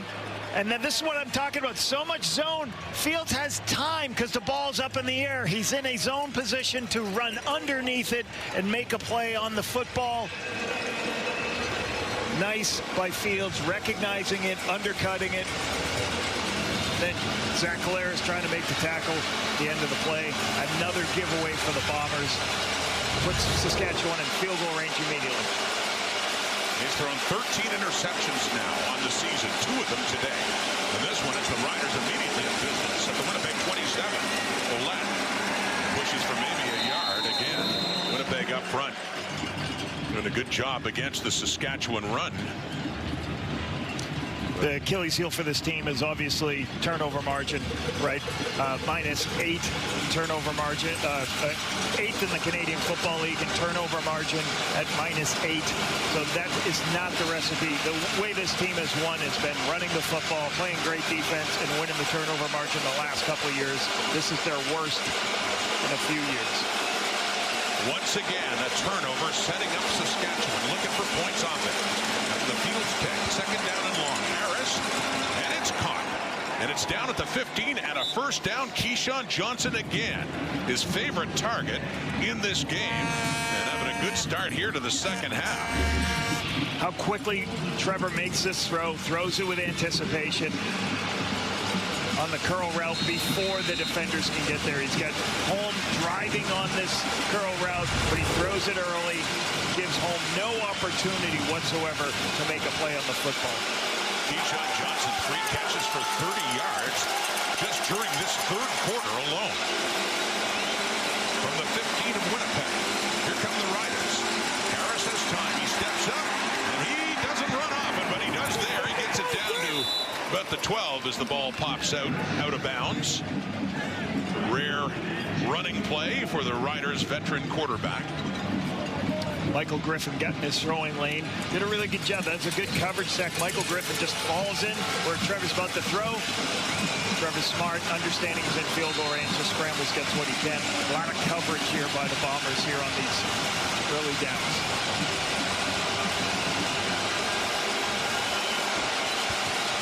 From the 12, second and long again, Saskatchewan. Down by 7, but threatening. Deep in the Winnipeg zone. 3-man rush. Harris, he takes off again. And he gets it down to about the 5. Looks like a first down and goal coming up here for Saskatchewan. A day for veteran quarterbacks deciding to run. Great football IQ, because the coverage that the Bombers play voids the middle of the field. So when you play it here, you've got nobody in the middle, okay? So as everybody expands, there's all that space. He can now just see, hey, I only need 5 yards. I'm just going to scramble forward, get what I can, create another first down inside the 5. As mentioned, the running QBs, Bo Levi Mitchell runs for a touchdown for Hamilton in their win in Montreal earlier today. Saskatchewan on the break and tying this one up. Ouellette, 3, 2, 1, touchdown Saskatchewan Roughriders. Second straight week against Winnipeg. A.J. Ouellette has a rushing touchdown and now a point after away from making it a tie ball game. A.J. Ouellette breaks the tackle. Brammer does a nice job creating a little bit of a lane. Jamarcus Hardrick pushing the defensive lineman into the end zone. Good execution, good drive by Trevor. Taking what the defense is giving him. Scrambling, using his legs. Put themselves in a great position after the turnover. And relative to what we're used to in this stadium, you could almost hear a pin drop. Quieting the crowd at Princess Auto. Brett Lother misses an extra point for the second straight game, and so it remains a Winnipeg lead. And Lother 2 for 2 in field goals, but as mentioned, he had a missed extra point last week. He has had some troubles this year, and continuing with that kick. The Riders get within 1.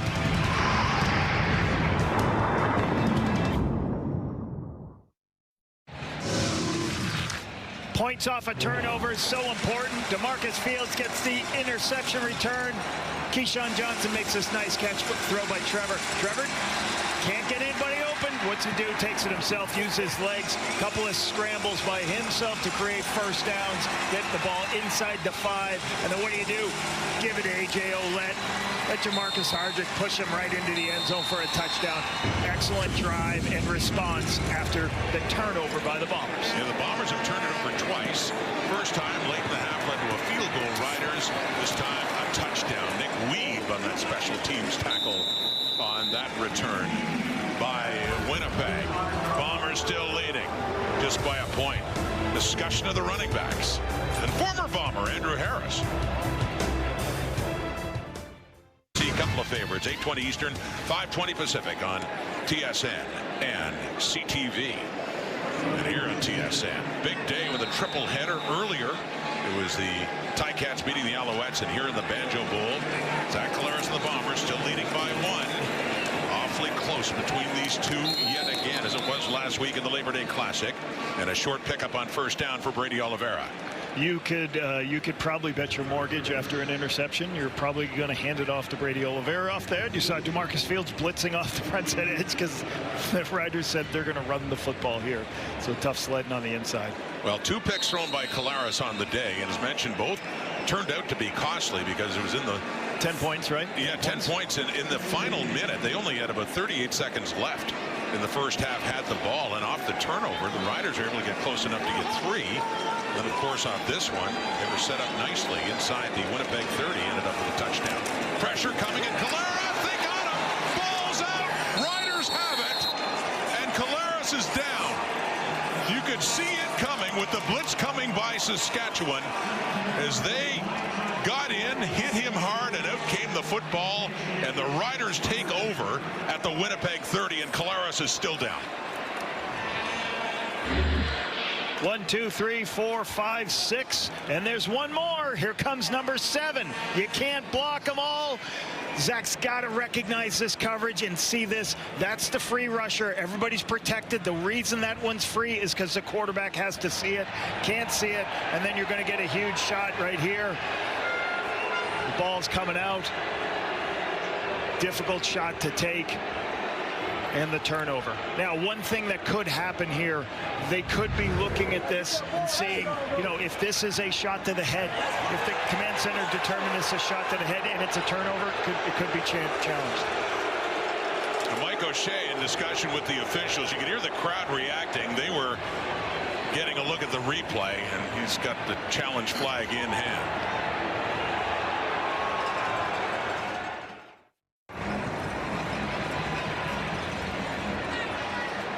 Winnipeg is challenging the previous play for roughing the passer. Confirmed that the Bombers are challenging on this. Was this a necessary roughness lap-up? So they're going to try to say this is a blow to the head, and this blow to the head is what led to the fumble, and you can't have a unnecessary roughing the passer that causes the fumble. So this could be turned over if they deem this is a contact to the head first. It was C.J. Rivas coming in on the blitz. You see their helmets did make contact there, and Mike Rose picks up the loose ball for Saskatchewan. So now you can see Mike O'Shea taking out the challenge flag. He wanted another look at it to see if it was unnecessary roughness, and if it is, then obviously the turnover is negated and it remains Winnipeg football. But Collaros, as mentioned, injured on the play.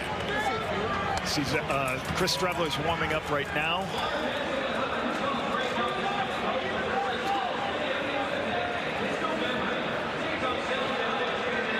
The discussion continues. Let's have one more look at this as the replay center continues to deliberate. Was this a penalty?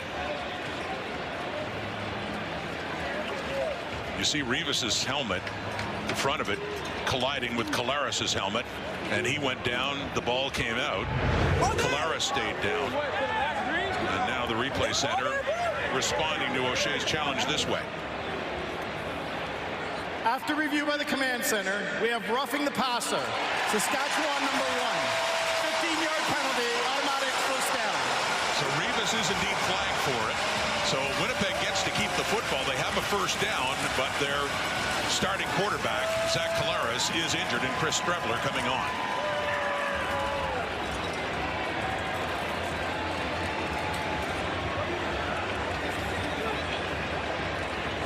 Yeah, as the head, you could see Collaros looked like his head was turning as that collision happened. It's close, but I think they would probably err on the side of making that roughing the passer call. Creates a 15-yard penalty, negates the turnover. Enter Chris Strevler, who has had several appearances when Collaros has been hurt this season. Happened against the Argos in Toronto. Happened earlier in the year. In fact, Collaros under suspension didn't play in their first game, and that was Strevler, who won that. 2-0 as a starter. And in now in relief with the penalty up across their 50 and a first down Winnipeg. Leading by a point. Strebler at quarterback and hands it off to Oliveira, who with second effort manages to get it up across midfield. Lower body strength great by Brady to be able to just drive defensive linemen and bring them to get at least 3 yards to force his 2nd and 7. So we'll see Chris Strebler. The one thing Strebler's got the ability to do they have some run game built into this package? Do they have some quarterback draw? Do they have some things that allow him to utilize the strength of his legs? You know better than just about everyone the value of using Strebler as you did with his running threat as well. Throwing that time, and that's Carrick Wheatfall. And his first catch, and Marcus Sayles comes in and hits him, and Sayles is now down on the field after that catch by Wheatfall. Great vision by Strebler. A little bit of a pressure from the outside, but it's a great throw by Strebler. Just getting the laces and throwing it and hitting Wheatfall. And again, he locates it so he can get upfield, get that 1 yard that just puts them in a 3rd and short situation. If it's not located perfectly, he's got to go back for the ball, and it's not going to place the ball 3rd and 1. Wheatfall, first catch. He had a big touchdown catch as the Bombers rallied last week in the Labor Day Classic and nearly came back to tie the game in his 2nd year and a more prominent role in that Winnipeg offense. And it's Marcus Sayles, the boundary corner, who had an interception earlier in this game late in the first half that ended up leading to a Rider field goal, and in a lot of discomfort down on the field.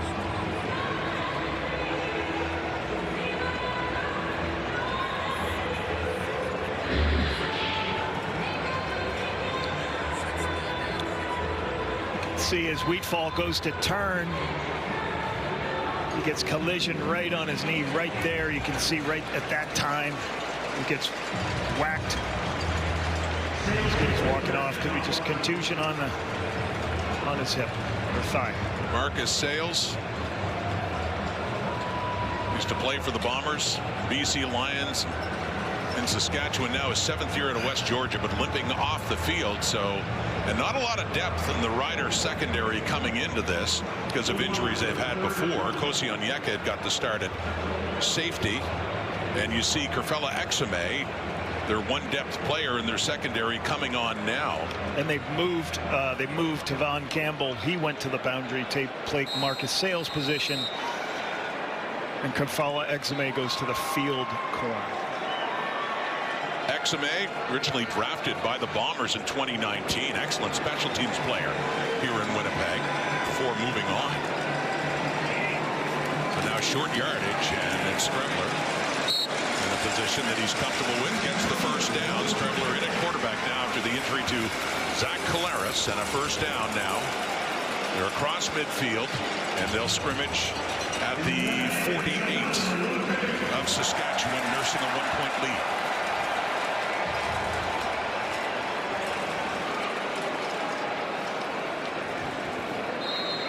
Another reason for this normally raucous crowd to be somewhat silenced here, subdued after the Roughrider touchdown and then the injury to Zach Collaros. Trying to put some energy back here at Princess Auto Stadium with Winnipeg.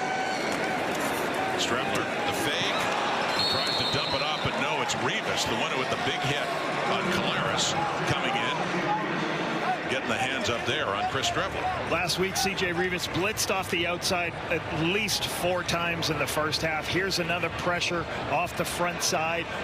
Why is the Riders doing this? Because they expect Chris Strebler to pull the ball and throw it on the perimeter. So what do? You send a blitzer at the top of your screen coming out, and now he can put his hands up and impede the throw on the outside. So C.J. Rivas has been spectacular the past couple of weeks. He can rush the passer, he can cover, he can do a lot of things in this defense. Strebler throwing again quickly. It is caught. It's Kevin Clercius. But a big catch Best as a Bomber last week in the Labor Day Classic with his first catch of this Banjo Bowl. Huge catch. That yardage makes it a much easier field goal for Sergio Castillo. We know he likes to kick some of the long ones, but just that gain of 5 yards makes it a much easier field goal percentage. So it's good to get this field goal opportunity out of this drive. Well, Castillo close to money outside the 50. He's 6 for 8, 50 plus. He missed a 50-yard try last week in the Labor Day Classic. As mentioned, he's hit a 63 this season.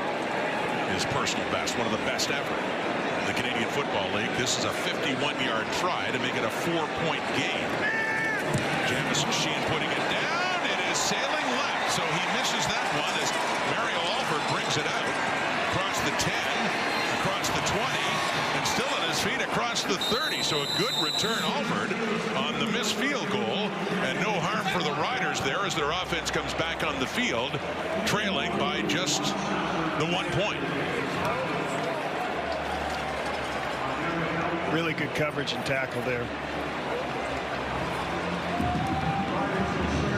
Gabe Wallace getting in on that one.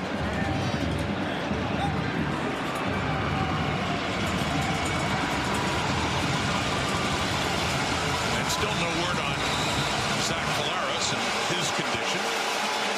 As now it's the Bomber defense on the field. And brings some life to that crowd, trying to make it hard for Trevor Harris. Quickly off to the left to Tommy Neal. Takes that screen and pushes his way up to about the 38. Second down, about 5 coming up. Good accuracy on the screen on the outside, but watch Evan Holmes shows up into your screen, runs it down from his high halfback position, makes a great tackle to the wide side of the field. Call it a gain of 6 by Tommy Neal. 2nd and 4, Saskatchewan. Trying to win the Banjo Bowl for the first time since Zach Collaros was their quarterback back in 2018. Trevor Harris, 4-man rush, quickly again and caught. First down, 2, Joe picks up the catch. His first one of the afternoon, had one but was ruled out of bounds earlier in this game. Sticks move. How quickly he recognized the underneath throw. Gets it to Joe in the soft part of the zone on 2nd and medium. Joe just sits down. Trevor's already got the ball on the way to him. Being on the same page with your quarterback. Nice and easy. Joe is 2nd year in the CFL. Let go recently by the Indianapolis Colts. Coming back to Regina. Quickly again to Neal. This time off to the right. And Tommy Neal trying to pick up a few more yards as they work their way. A 2nd down and long coming up. He only gets a couple there. Trying to get those defensive backs to cover space. Tommy Neal with a couple blockers. Good coverage once again by the Bombers. Play of the 3rd quarter. Lower scoring game. It was 34-30 the final last week at Mosaic. 25 points on the board, a 1-point game. 2nd down and long. Harris has time and completes it for another first down across midfield. That's Dante Myers with the catch. As the sticks will move and the Riders will head to the 4th quarter in the Winnipeg zone, trailing by just a point. Close game in this Banjo Bowl, as it was a year ago when it came down to a 1-score game in the final minutes. Final 15 coming up here in Winnipeg.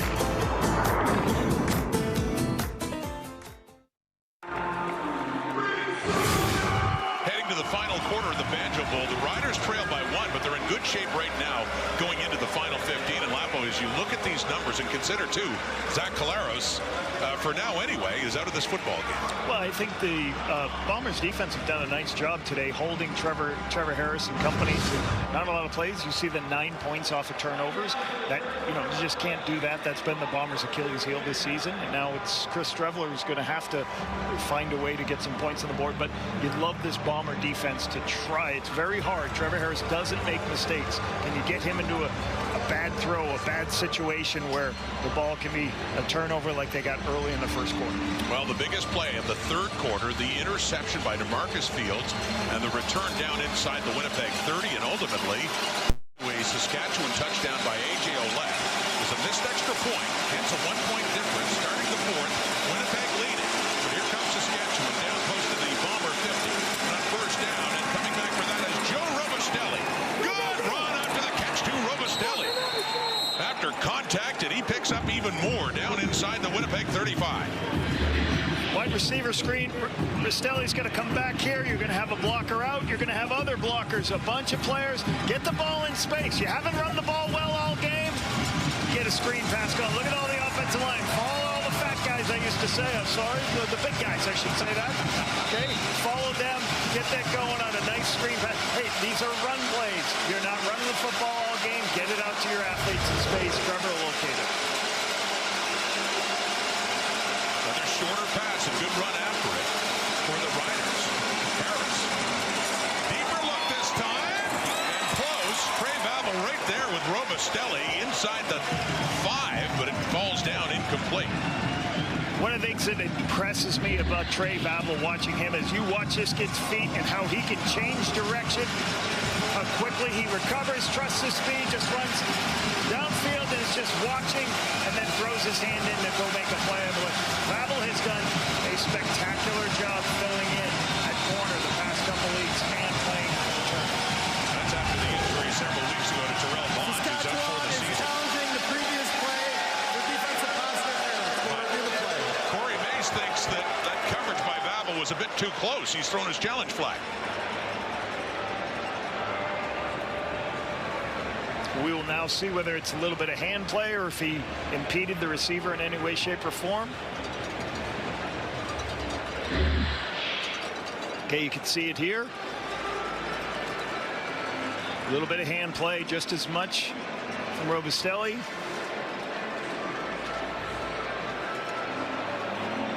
Not sure, Rod. I'm not sure. Well, and Lapo, we've talked about this before, always looks a little different when you slow it down like that. Yeah, we're slowing it down right now. The command center is not going to slow this down. The replay center is not going to slow this down. Yeah, the replay center at live speed. We'll see how they do view this, and the challenge by Mace.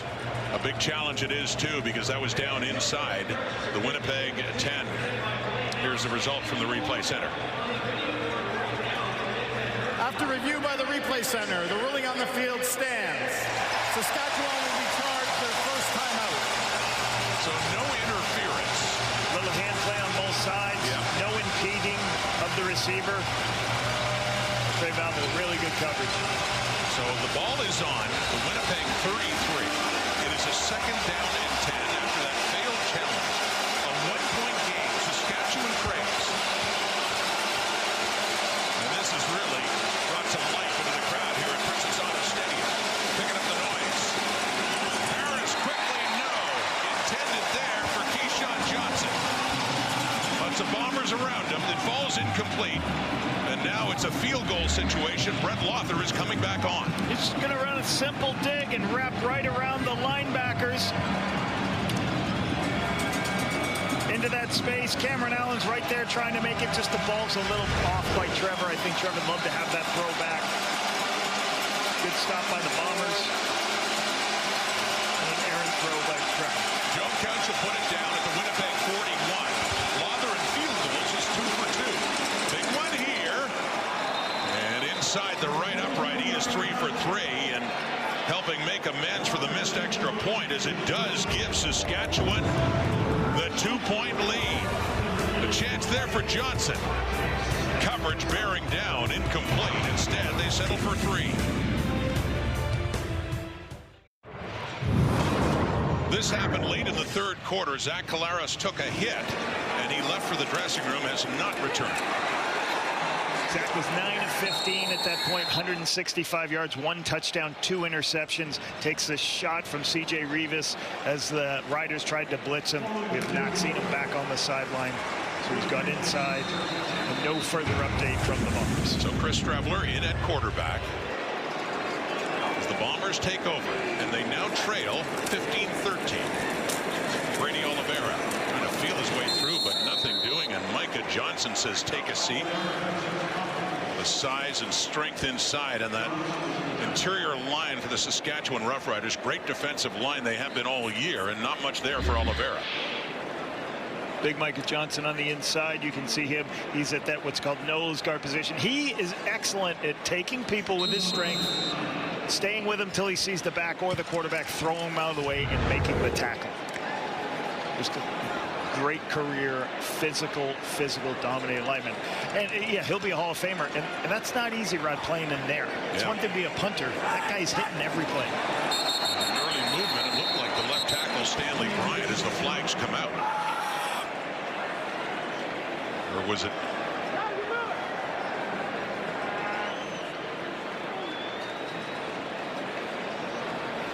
Offside. Saskatchewan number 95. 5-yard penalty.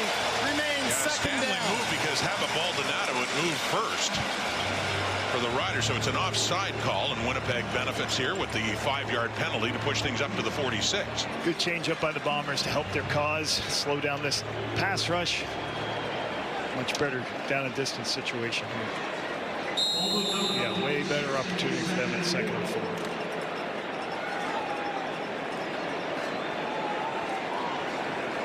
Chris Streveler came back to the CFL after several years in the NFL last year.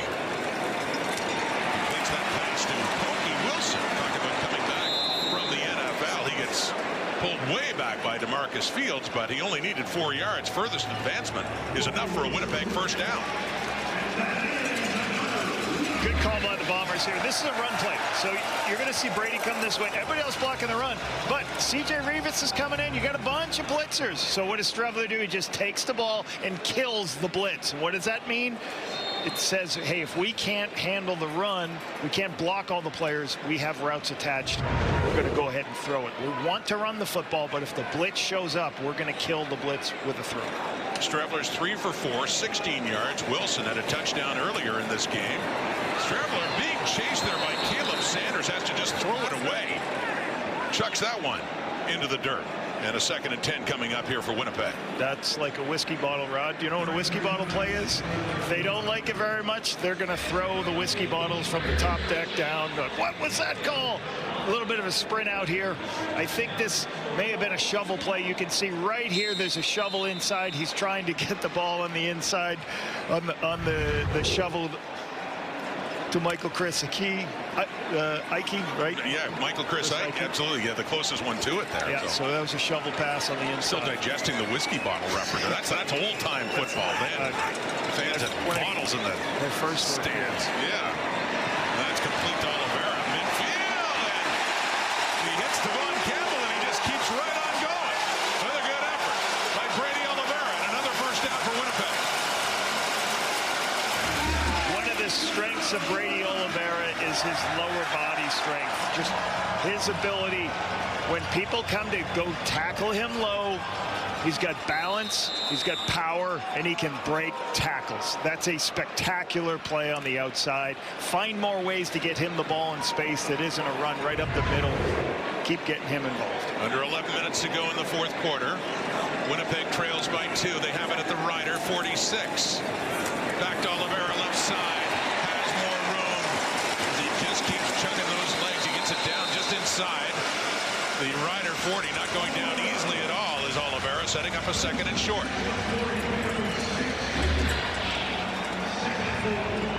A little bit of widen out the defense and break back inside.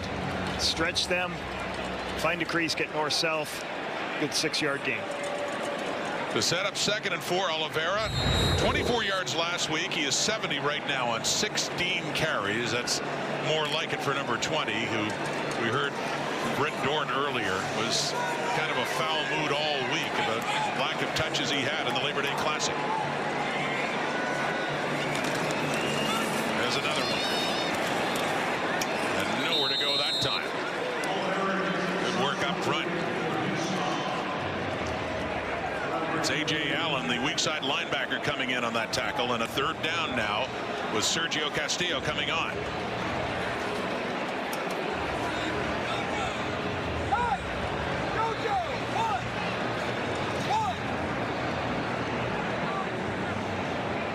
Two for 3.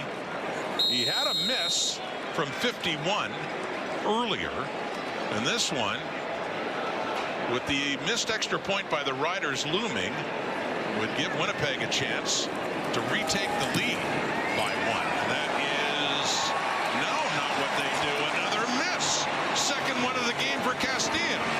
And Alford brings this one out, and then he backtracks, heading into the end zone. Where do they spot this ball? That would be a safety for Winnipeg, because he went back by choice, just got out, and that'll give a head coach some heartburn right there, especially in a game this close.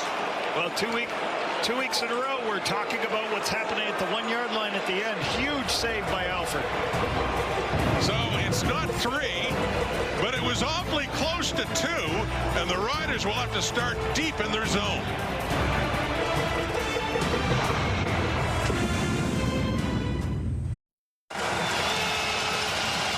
This was halftime here in Winnipeg, when the Bombers honored a member of the Ring of Honor, the 17th.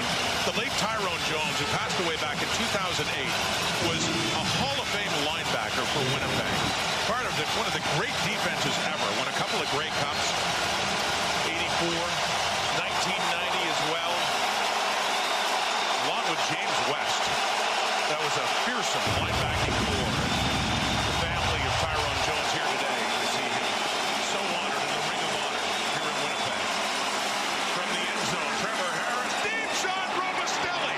Oh, they got out of a jam in a real hurry. One play, as yes, they're trying to silence this crowd at Princess Auto Stadium. Throws down the sideline, backed up. You want to sometimes just get out of here with the one big throw. Trevor sees a one-on-one with the boundary corner. Robustelli, a little bit of a double move on Babel, gets him moving inside. Great throw, great execution from backed up. That's what you want to do, flip the field and get it across. Talk about all that zone coverage and having to be patient and throw underneath. Got a long one there, 48 yards, longest pass for Harris on this day. Timely too, get him out of being backed up. And it's A.J. Ouellette now, and on his back is Babel, hauling him down after a few yards, but yeah, the Riders backed up near their end zone, hanging on to a 2-point lead, and that gets him out of a lot of trouble right there. I asked Coach O'Shea what he liked about this Rider football team, and he talked about that they play three-phase football. He talked about they run the football very well. They're very good on defense, and they do good things that winning teams do. What does a winning team do when you're backed up and you want to flip the field? You make the opportunity. That's a huge play to help their defense by flipping the field and creating the field position they need. Keep this drive going. 4-yard carry by Ouellette. So it's a 2nd and 6. Deep shot again, and that one intended for a Joe, and Babel is there, and we do have a flag coming out as well. So what's the call coming up here? Referee Tom Valesi in a discussion. That coverage by Babel on a Joe. Defensive pass interference. Winnipeg number 23. Spot of the foul. Automatic. First down. When you see it here, I believe they're gonna say Babel's trying what they believe is on another double move on him. That his right hand right there, you can see his right hand. He's impeding the ability of Ojo to use his hands to make the play. That should be a call that would not get overturned if you challenge it. Yeah, couldn't bring his hand up, so that's going to be called every time. That's all the way down now to the Winnipeg 28. Here come the Riders. They have a big passing play to Robustelli. The big penalty call, the PI, to try to get it to a Joe. They got a 2-point lead, and now in position to add to that. Back to Ouellette, left side, cuts it back up. And met there by one of the leading tacklers in the CFL, Tony Jones, a middle linebacker, takes Ouellette down. 2nd down coming up here for Saskatchewan. Yeah, Tony Jones does a good job of. You got a bunch of defensive linemen here, and Tony Jones just scrapes over the top as A.J. Ouellette feels like, I'm going to go outside. Tony Jones stays home, just makes the play. All those guys covered. There's nobody can get off on the middle linebacker. 4th tackle today for Jones, 2nd leading tackler behind only Mike Alaway in the CFL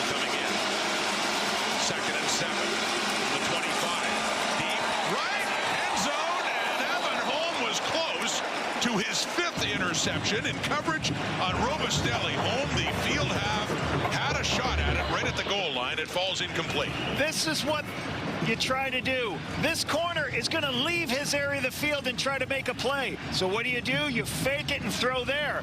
But Evan Holmes going to come out of his high area, recognize it, and go try to make the play and get underneath it. Almost made the interception. The Bomber lead in picks with 4, so Lother is on 3 for 3 in the field goal department. This from the 33 in the left hand. Heading right, and does head through inside that right upright. 3 more on the board. Another field goal for Lother, and a 5-point Saskatchewan lead here at the Banjo Bowl in Winnipeg.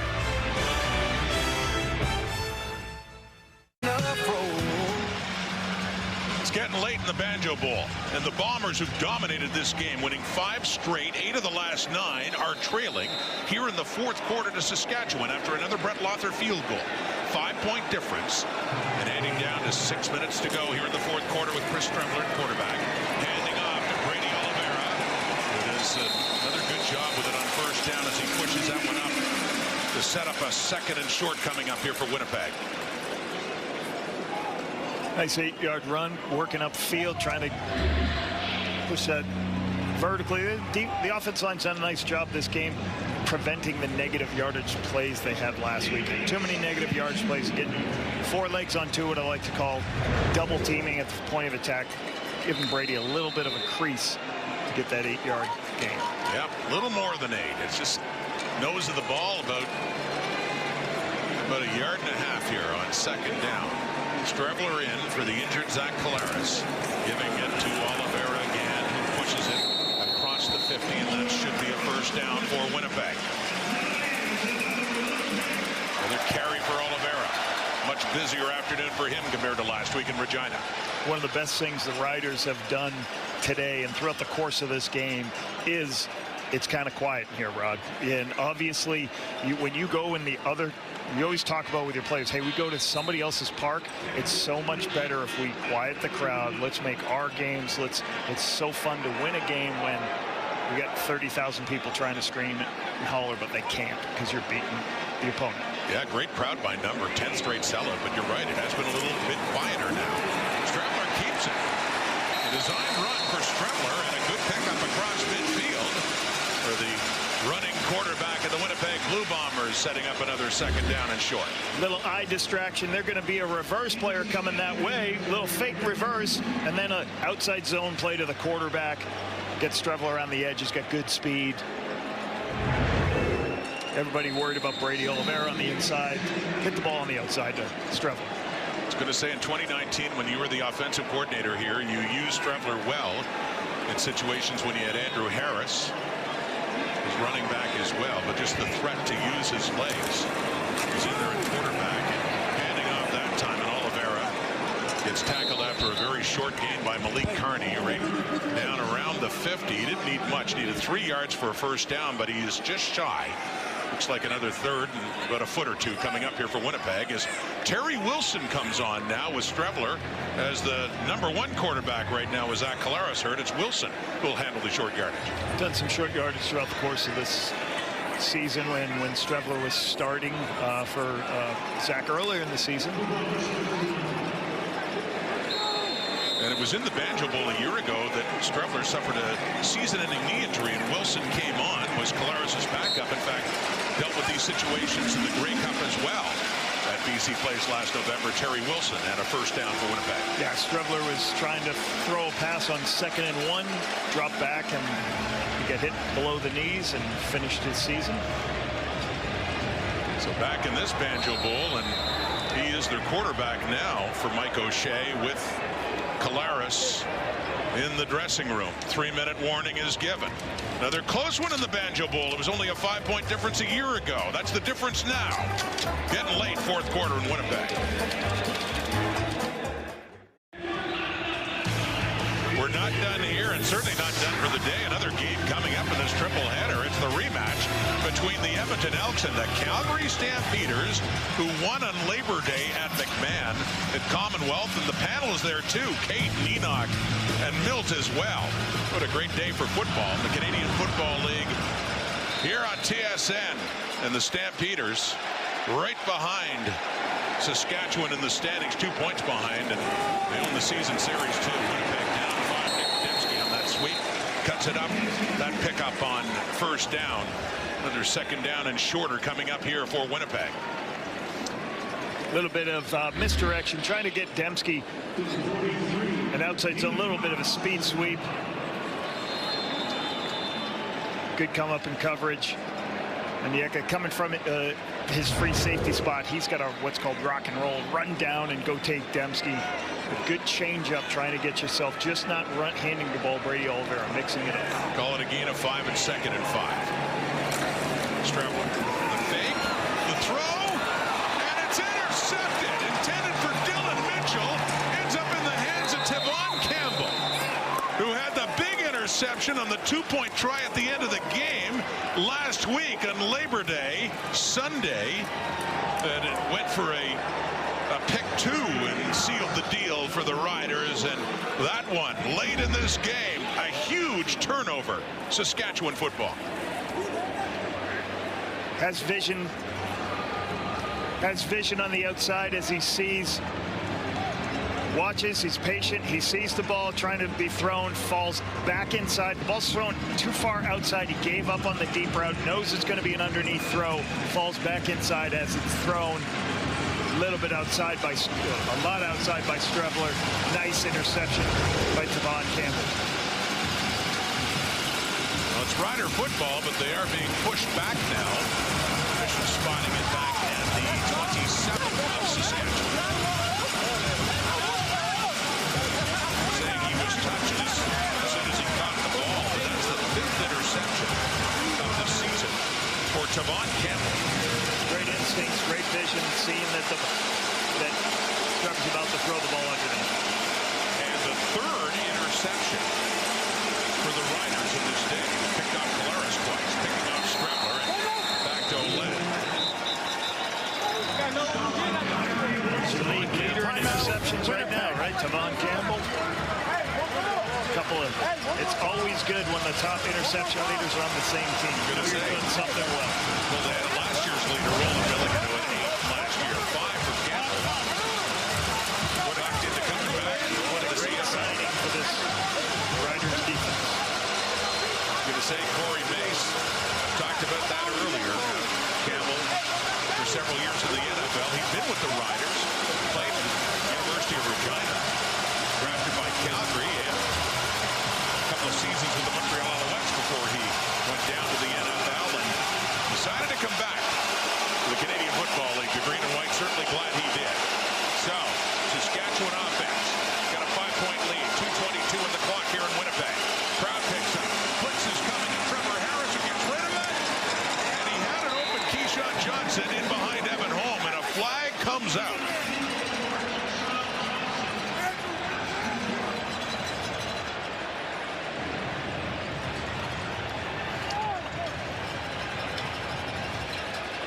Evan Holm in coverage on Keyshawn Johnson. Understanding that the Bombers are going to come up and play the run. The Bombers blitzed everybody they had except for the cover players. Trevor had a double move. Evan Holm impeded the receiver. So double move for the touchdown. Pass interference. Winnipeg number 31. Spot of the foul. Automatic first down. Knowing you're going to get cover 0, you take the shot play to finish the game right now. But Evan Holm gets engaged. He's trying to cover it. Okay. Right here. Boom. He makes the save. So it, this could be, if this was caught, it would have been a touchdown. But you just can't impede there. So first down. That's going to be a first down. It's a good call by the officials. That explains why the ball was overthrown by Harris, with Johnson's progress impeded there by Holmes on that penalty. And it is up to the 39, Saskatchewan. Tommy Stevens is in. He faked Oled, and he slides up for what looks to be a first down near the 50. So used to seeing Stevens strictly in short yardage, that time on a 1st and 10, and calls his number. Stomach the ball inside. then adjust. Willie Jefferson gets caught in a position where he can't recover as he's engaged. Tommy turns around, gets Norcell for the first down. This is good at the end of the game. Have a package with a mobile quarterback. Keep Trevor on the sideline.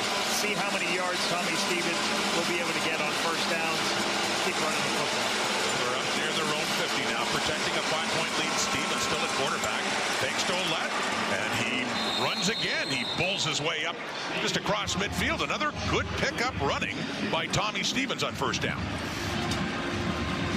You know, you see him start to engage. I'm not sure whether this is a designed run, whether he is reading what's happening at the end. Just kind of watch him right here, and I think he's deciding, like, I'm going to keep the ball up on an inside. I see this open gap. I'm going to take it.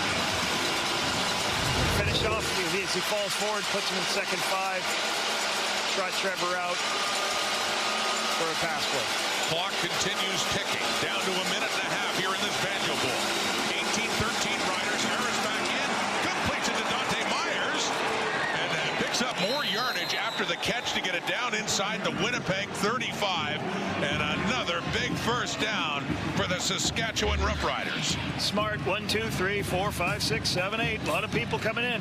Tommy Neal added in. You had extra players that gave Trevor the time. Can see this. He still has one he's got to throw off, but he gained more time. Myers on a little rub play underneath. Allows them to hold on to the ball. Don't give it back to the Bombers. And Tommy Stevens comes back in. Harris out. 1st and 10 inside the Winnipeg 35. Riders. Well, the fake went the wrong way. Ouellette went to the right. And Stevens had no one to give it to anyway as he picks up more yards, gets down closer to the Winnipeg 30. Tommy Stevens great at the quarterback sneak package. Needs a little work on the, being a quarterback in, trying to hand off. So I think the ball was supposed to go to his right. He opened to the left. I better just follow the running back. Nobody's there. Good recovery. Get some yardage after the mistake by Tommy Stevens. Remember, there's a quarterback designed to overcome something like that. It would be Stevens and his running ability and size. Well, he's forced to run again there and does pick up a few more yards. It's still going to be 3rd down and field goal situation likely coming up here. Let's see what they decide to do where it's marked. They had to get to the 24, and they're still 3 yards shy there. And I said it's a 5-point game. Field goal would make it 8. Stevens is still out there.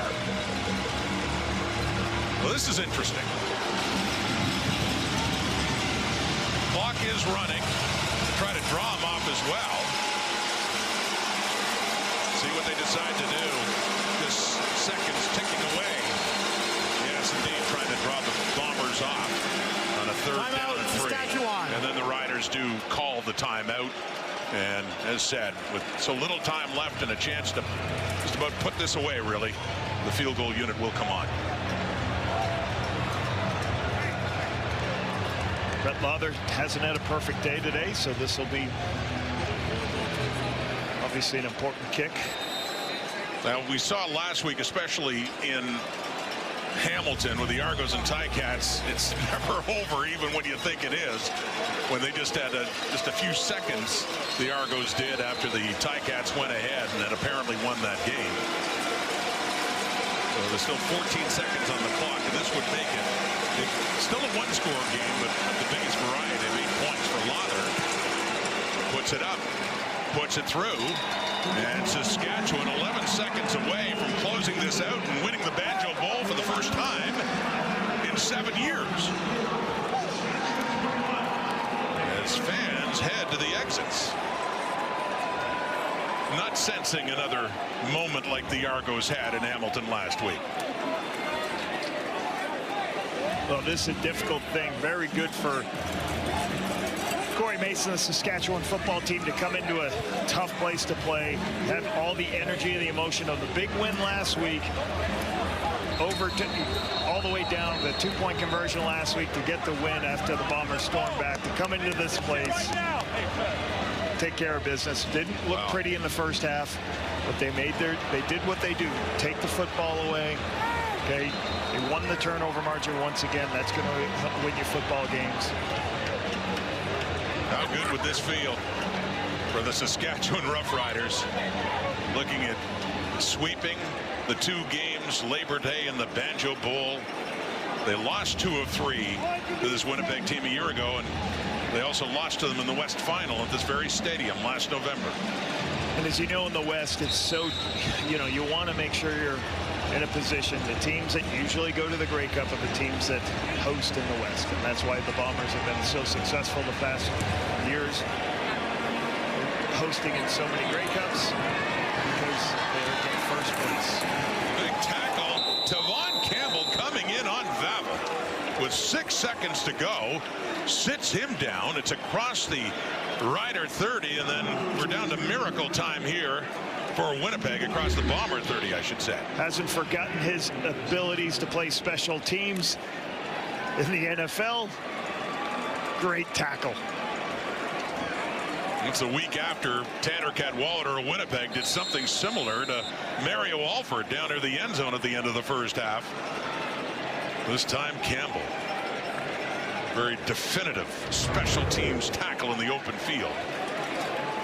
As I said, it's miracle time now for Strevler in Winnipeg, needing a touchdown and a 2-point convert in about 5 seconds or so. Could be the last play. Terry Wilson slides down. We got zeros on the clock. What a 2 weeks for the Saskatchewan Roughriders. And then 1 second coming back on the clock, so time for a Hail Mary. Long way for a Hail Mary. You're going to have to do some type of lateral play and go a long way to go. Some type of lateral play for the last play of the game. Great win for the Riders. Come in the road, put themselves in position to wrap up first place. Final play. Get the Calgary Stampeders chomping out, getting ready to take care of their business. So here we go, Strevler. Running around, still on his feet, chucks it deep. See what happens here. Intercepted. Another turnover, and fitting, it's Tavon Campbell who picks up another one. His third in 2 games against Winnipeg, and that seals it for the Saskatchewan Roughriders, winning the Banjo Bowl for the first time since 2018, sweeping the 2 games, Labor Day and the Banjo Bowl, for the first time as well in 7 years, and still on top regardless of what Calgary does coming up on TSN, because their best start in over 50 years continues in Saskatchewan as they improve to a record of 10-2. Defense really stopping it. Defense stopped the run today. Only 80 yards rushing for Brady Oliveira. He made some plays. Zach Collaros, couple interceptions. Chris Strevler interceptions. This game came from protecting the football for Saskatchewan and playing great defense. So in this day of dueling banjos, it's the visitors who finally get to celebrate. Saskatchewan gets the win. Now we'll see what Calgary does in Edmonton as we send you there to Kate in the panel. All right, Rod, in that panel would be Enoch Mwamba and Milt Stegall. We are getting set for kickoff here in Alberta, in Edmonton. It is the Battle of Alberta once again. But first of all, we have to concentrate on one Zach Collaros. And first of all, kudos to the Saskatchewan Roughriders. They win the Banjo Bowl for the first time in 7 years. They haven't been able to do it in a long time. They moved to 10 wins in the season, and they deserve that win. But by far the biggest story of this game is the health of Zach Collaros. And we unfortunately have watched Zach go down so many times and think to ourselves, you know, is that the last hit? Is this the last time? And you never want it to be because of what he's done for the CFL, what he's done for the Winnipeg Blue Bombers. This was a really tough one to watch. And, I mean, you could debate the hit. The challenge was made. It was overturned. We get all of that. But first and foremost, it is always the health of Zach and what he means to this team in this league, Enoch. Yeah, no, absolutely. You know, Zach, he has a history. And there's no question about his past and what he's done and the impact that he's had on a lot of players and teams that he's played on. And the fact that he was able to come to Winnipeg and resurrect his career, amazing. That was a tough hit, obviously, that he took there, and it's definitely a cause for concern for him. Beyond the game of football, you got to start to think about what is life after, what is life off of the field really going to be like. You never want to think about it too soon, but at some point or another, you have to do that. And kudos, obviously, to the Saskatchewan Roughriders, who called a really good blitz. I thought it was a hard tackle and a hard one. But at the same time, again, you talk about Zach Collaros. This team needs Zach Collaros to be healthy. For him not to be healthy, how do you proceed forward is really the question. Is Streveler really going to be the question, the answer and the solution for this attack, for this offense, to generate the points that they need? Right. That is a hard question to answer, and we don't know if Streveler is really going to be that response. Well, first of all, congratulations to the Saskatchewan Roughriders, playing great football. Secondly, the hit, was it dirty? Not one bit. Was it illegal? It was illegal. You just can't hit the quarterback or anybody in the helmet. So, it's just tough because he kept his helmet up. He didn't target, and he happened to touch his helmet. It touched helmets. It was a tough play. It is what it is. But as far as Zach goes, I'm going to look at it from a standpoint, if that was my son, he wouldn't step on the field again. He's retired. That's it. He's never playing another down of football. And I'm basing this on that we're thinking he suffered a concussion. It hasn't been disclosed what he suffered. I'm basing it on he suffered another concussion. Zach Collaros should not step on the field again.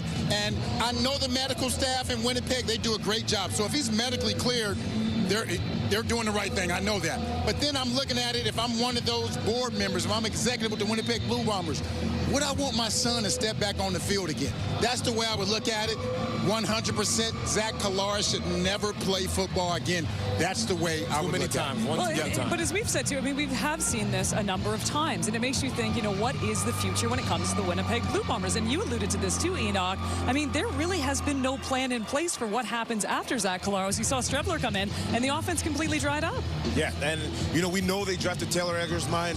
They were thinking, hey, maybe at some point he's going to come, and we don't know the situation and where they're at with him right now, but he might be the future. And I'm assuming they've already been on the phone with him, but what are they going to do immediately? Right now. Because the West is heating up. It is absolutely heating up, and we're talking about crossovers. Is it still going to happen right now? Even more than the West is heating up, where's the Grey Cup this year, baby? It's Winnipeg. It's in Winnipeg. Yeah, it is. And the way things are going right now, Winnipeg won't be in there. And they got Hamilton next, Kate. No, I know, and they're a 500 team now. But you know what? And as I said, too, I mean, for Zach, as much as we know him and just a great player, he's got a lot going for him, too. I'm really tired of seeing that guy go down. So fingers crossed that he is okay. We got a great game coming up, though. It's the rematch of the Battle of Alberta. This my time, you can't stop me. I've been moving too strong. On my grind, you can't stop me. I've been doing this too long. This my life, this my purpose. I ain't losing. Not the anyone. I stand too tough, too tall. This my time, you can't stop me. I've been moving too strong. On my grind, you can't stop me. I've been doing this too long. This my life, this my purpose. I ain't losing. Not the